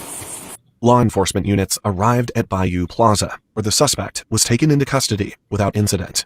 He was shirtless, making it clear he was not carrying a weapon. He was standing right by that stuff, so I'm assuming that's going to be his phone. Okay. He heard over the radio, someone asked where the car was. Yeah. We never asked him, but he said, it's in a doctor's parking lot. He said he's not from here, but it's close to a hotel. Okay. His silver Nissan was located nearby in the same parking lot. Also, on the ground, they found his cell phone. Then, another officer handed over the suspect's identity to Officer Meeks. Sorry for my handwriting. Yeah, the Ron McDonald house. Keith, what? There's a Keith right AG? there. I don't know. AG. Okay. You heard that right. That's Keith Eric Aggie. Brooklyn's child's father and the son of Sheila Aggie. They found no weapon on him. Keith Aggie was dripping wet. He told the cops he drove here and wandered into the woods near a creek and eventually decided to call 911. What body of water did you go through? Was it that way or was it that way? It was that way? Okay. And that's closer to where the car's at? Yeah. Okay, all right. On that call, Keith told the dispatcher he wanted to turn himself in because, in his words, he had made a mistake. Just breathe straight out. Let's move all this stuff into my trunk. Keith was transported to the Escambia County Sheriff's Office for questioning. Can you be real with me? Absolutely, go ahead. Is she still alive? No, she's dead. Thank you for the honesty. Sure. I don't feel I don't deserve a chance. I don't deserve being talked to. Everybody deserves that. By all accounts, he appeared to be in shock. Investigators also began learning about his ongoing anger issues. Everybody calls me crazy. Then now, like now, I want him to die. I want to kill myself. Which is understandable because your adrenaline is maxed out at about 20 right now. Okay? And your body's going to start to slow down. Okay? You probably play football, right? Some kind of sport. I'm past all. I don't know. I'm past all of it. Last time I felt like this. Keith and Brooklyn had been in an on and off relationship for the past 4 years and shared a daughter together. And the two other times that you broke her phone? Alonzo. One. Oh yeah, that was 3.5 years ago. Yeah, but what I'm saying, what I'm getting at it was because she's cheating. Yeah, she was cheating. She was lying. He also said Brooklyn had previously taken out a protective order against him, though they still remained in contact, so he could see their daughter. The judge just said a restraining order. He said, and I know y'all have a child, so I'm going to leave that up to y'all. But I don't know how, and guidelines is leave that up to y'all as y'all come to an agreement. Yeah, but knowing her, if she doesn't like the agreement, something goes south. Right, it's going to be her way or not. It's going to be her way or no way. Which, that's not. The victim, according to Keith, about 2 weeks earlier, the two had spent the weekend together at his residence. He described the weekend as pleasant, and everything was great. He then walked investigators through the start of that day. He had begun his morning at work at Calvert Steel in Alabama. While at work, he received a call from a local medical office. This past week was the day after I dropped her off. I saw her space assistant. So they called me back today, told me I was gonorrhea. Keith tested positive for an STD. If she gave me the STD, which I knew she did, just wanted her to tell me. Just tell me so I can keep it in, so I can calm down. You told me that crap over the phone? Yeah. It was a whole week. They couldn't even bring you in the office to tell you that? What? That she had gonorrhea, they just... The doctor's office called me. Brandon. According to Keith, what set him off was not simply the diagnosis, but the fact that Brooklyn blamed him for it. I don't care if she texts me or not. If Brooklyn has somebody else, I don't care about that. I'm not mad about that. But she knew she gave me something, and she wouldn't talk to me or own up to it. At least don't block me when I ask you, like, hey, I'm being real with you. If you gave me something, just let me know. Well, before me and her hooked up, it wasn't. And with the other person that you've had, you never had these signs and symptoms with her? No. The day after, like the day I dropped her off, when she called me and said I'd call you later, that's when I started experiencing the symptoms. And I stayed up till 7 at night. And because she texted me at 7:30, so I texted when I get to the hotel in the morning. I just texted her, I was like, hey, look, I try to stay up, I'm like, I'm finna take a nap, go to sleep, and all that stuff like that. Which by then I didn't go get the test at Monday because I felt a little tingling. It wasn't burning, but it was tingling, so I thought something was off. I thought, because I've had a UTI for the first time 6 months ago, so I thought it was a UTI again. Gotcha. Doc, thanks for the and jewels. then when I saw the discharge come out, yellow thanks for stuff, the I was like, oh, jewels. this ain't no UTI. I didn't have this last time. And what was she telling you? Was she blaming it on you? And she played to my mama like I just wanted to talk to her. Appreciate you. I told my mama multiple times, I don't care if we talk, that's okay. I just want to know if she gave me something. He insisted he was not someone who cheated, though he admitted that during a breakup about a month and a half earlier, he had briefly dated another woman. So does she even know that you were diagnosed and had a positive test for STD? I told her like I had something. I was like, be real with me. I was like, did you give it to me? Like, well, it's probably one of your bitches. I was like, Once he got the results, something inside him changed, and his anger escalated. So is that what upset you more, was the STD, or that she was stepping out on you? yeah, STD. I don't. Brooklyn could live her life. Well, I didn't have no problem with Brooklyn. With Brooklyn being with somebody else. I had a problem with the STD. By his own account, it reached a point where he could no longer control himself, something investigators noted was compounded by his mental health struggles. Keith said he left work, drove home, and retrieved a 9mm handgun. From there, he got on the road and headed toward the Home Depot in Pensacola. What were you thinking about when you started driving down here? I was mad. Cried a little bit. Stopped the car. Just gonna turn around. At one point, he pulled over on the interstate in Loxley, Alabama, and stopped to think about whether he should keep going. Did I call her? You didn't let her know? I didn't know. I didn't want to. I didn't want to hurt her. But he chose to continue. When he arrived at Home Depot, he parked and walked inside. He knew exactly where Brooklyn would be working because his mother worked there too. He went straight to aisle 52 to speak with her, but according to his statement, Brooklyn turned her back on him. So she just turned her back on you? She had said something like, "Oh, no, this shit," and turned around. Which all that does is make you feel, once again, not hurt, right? Because that's all you're looking for. To him, that moment became the breaking point. He had driven all the way from Alabama to confront her, and in his mind, she dismissed him. Or at least, hey, can we go outside and talk about this or something? Just some kind of acknowledgement. Man, he just gave up premeditated murder. Keep what you doing? I mean, PT outside for a minute. Sure. Because I asked her multiple times for like even week before too. I ain't gonna speak to you for a second. I always ask someone just, "Hey, can we talk? Can we speak for a second? Do you mind talking to me?" Because you're a generally respectful guy. Until she blew you off. damn. Until she blew you off. Then, according to Keith, one of Brooklyn's co-workers laughed at him. That was when he pulled the handgun and fired multiple rounds, killing Brooklyn and injuring 2 others, before running back out of the store and fleeing in his vehicle. He later threw the gun from the window as he drove away. And I know that in the back of your mind, you're thinking about, I hope some kid doesn't find the gun. We found it, okay? So we have it. Thank you. Deputies eventually recovered the firearm near the Mako on Davis Highway. After that, Keith drove to a movie theater parking lot and wandered through the nearby woods. So you just parked the car and got out of it, and that's when you called?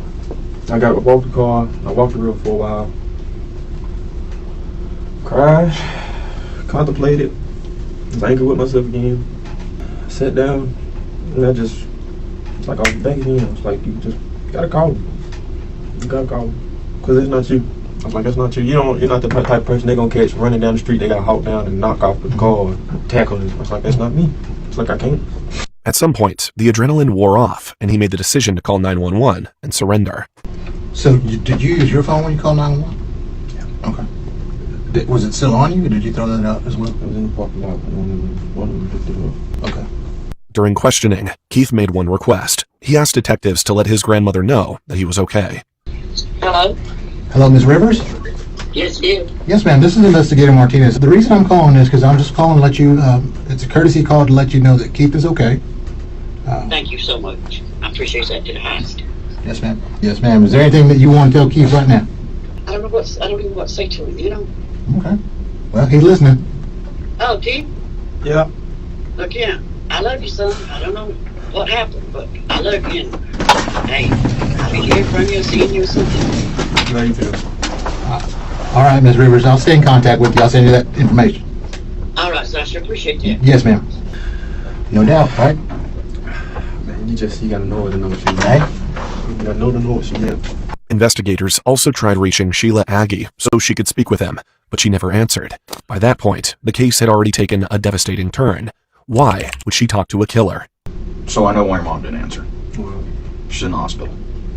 in the hospital. Yeah, she got a little overwhelmed with everything that was going on, and she passed out.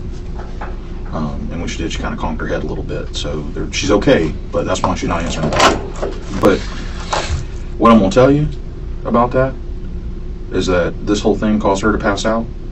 That tells me that she cares a little more than you think. With the interview winding down, it was time to move into the formal process: paperwork, charges, and booking. Been on, Barrel? I know we signed it, but can you raise your right hand? You swear that what you told me today is the truth, to the best of your knowledge? To the best of my knowledge, yes, sir, is the truth. Okay. The investigators left Keith alone for about an hour. When they came back to check on him, Keith said there was something else he needed to confess, something involving his mother Sheila. Can I talk to you for a second? Yeah. For sure. I know y'all got my phone. Yeah. And stuff like that. I had text my mama beforehand. You text your mama what? I had text my mama beforehand. Okay. Okay. And ain't no sense in holding, feel me, y'all got my phone, y'all gotta open it, give it to me. I was lying when I said, I was like, you know what I do? I was like, I'll shoot somebody in front of the police and get away. I was talking shit, obviously, but I knew it didn't matter then. But still, it's like the only thing, all shit's coming back to me at once. And that was today you text her that? Gotcha. Cause I was just telling her, like, I just want to die. I was like, but she's like, I'm going to jail. It's like, jail, hell. She's like, I want the police to kill. Like I told her, I was like, I just want the police to kill. Well, I'm so glad you didn't make that decision. Then, according to Keith, one of Brooklyn's co-workers laughed at him. That was when he pulled the handgun and fired multiple rounds, killing Brooklyn. Keith Aggie was booked into the Escambia County Jail and held without bond, pending his first appearance in circuit court. 3 days later, detectives pulled data from Keith Aggie's phone. What they found changed the direction of the case. Among the recovered data were deleted text messages between Keith and his mother. Because of what those messages suggested, investigators traveled from Florida to Alabama to interview Sheila in person. The reason why we're here, we want to talk to you, is about what happened on Friday. Yes, sir. Okay. I know the deputies that arrived on scene tried talking to you, and once, like I said, I think you had a medical emergency, and then they ended up having to transport you over to the hospital. Is that correct? You didn't go to the hospital? Okay. That was my misunderstanding. I thought You were checked out by an ambulance. Yeah, I think, and they just checked my blood pressure and pricked my finger. I got you. Okay. When they sat down with her, investigators got straight to the point. Did she have prior knowledge of what Keith intended to do? Did you know that he left his job that day? I didn't know until afterwards. Okay. Would it surprise you to find out that the text messages on Keith's phone weren't deleted? What? Between you and him that day? Between me and him? I mean, no, it surprised me. It would surprise you. What? Would it surprise you that I have 32 pages of y'all's text messages? No, that doesn't surprise me. Okay. Do you want me to read some of those? I think you can. I mean, you can. If you want to, sir. According to the timeline, it all started with a phone call at 10:35 that morning. So at 10:35 a.m. on Friday, this phone call was received from the Greater Mobile Urgent Care Clinic.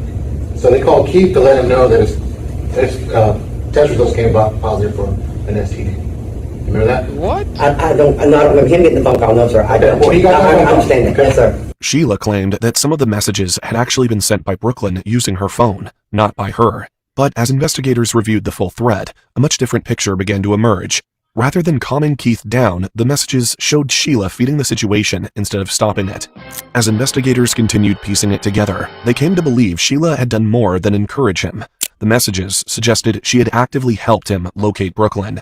A short time later, Keith again asked for Brooklyn's exact location. Roughly an hour and a half before the shooting, Sheila sent him Brooklyn's current location inside the store.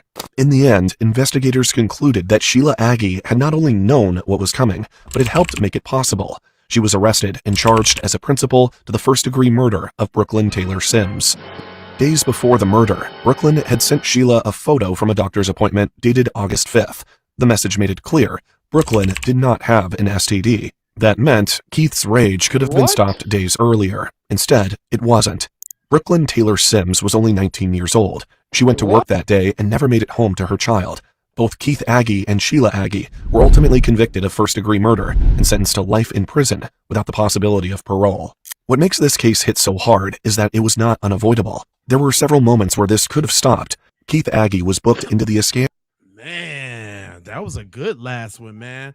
All right, while I got all y'all in here and y'all ain't left yet, go ahead and hit the subscribe button. Make sure you hit the bell for notifications so y'all can be alerted each and every time I go live. This is the 5th case for the night. We get down like that. I'm Jay Lava. I scour the internet so that you don't have to. I appreciate y'all stopping through. Shout out to all the people that dropped some jewels and dropped some super chats. Shout out to all my crazy mods that be riding with me on these late night excursions. Shout out to everybody that just became members this month. I really appreciate the support. And as always, I will continue to give y'all nonstop late night crime drama. I'm Jay Lava. I ain't gonna hold you, but I'm a moja foja and scold you about being on code. You know I got 4 words for you. Go ahead and subscribe for the vibes, like for the spike, comment your vomit, share if you care about getting Black empowerment everywhere. Please do that on the platforms that we are on, Jones. And just to bring it on home, I got Love, peace, blessings, and aloha. I'm out the Doha for Shoha. You already know. You good, D.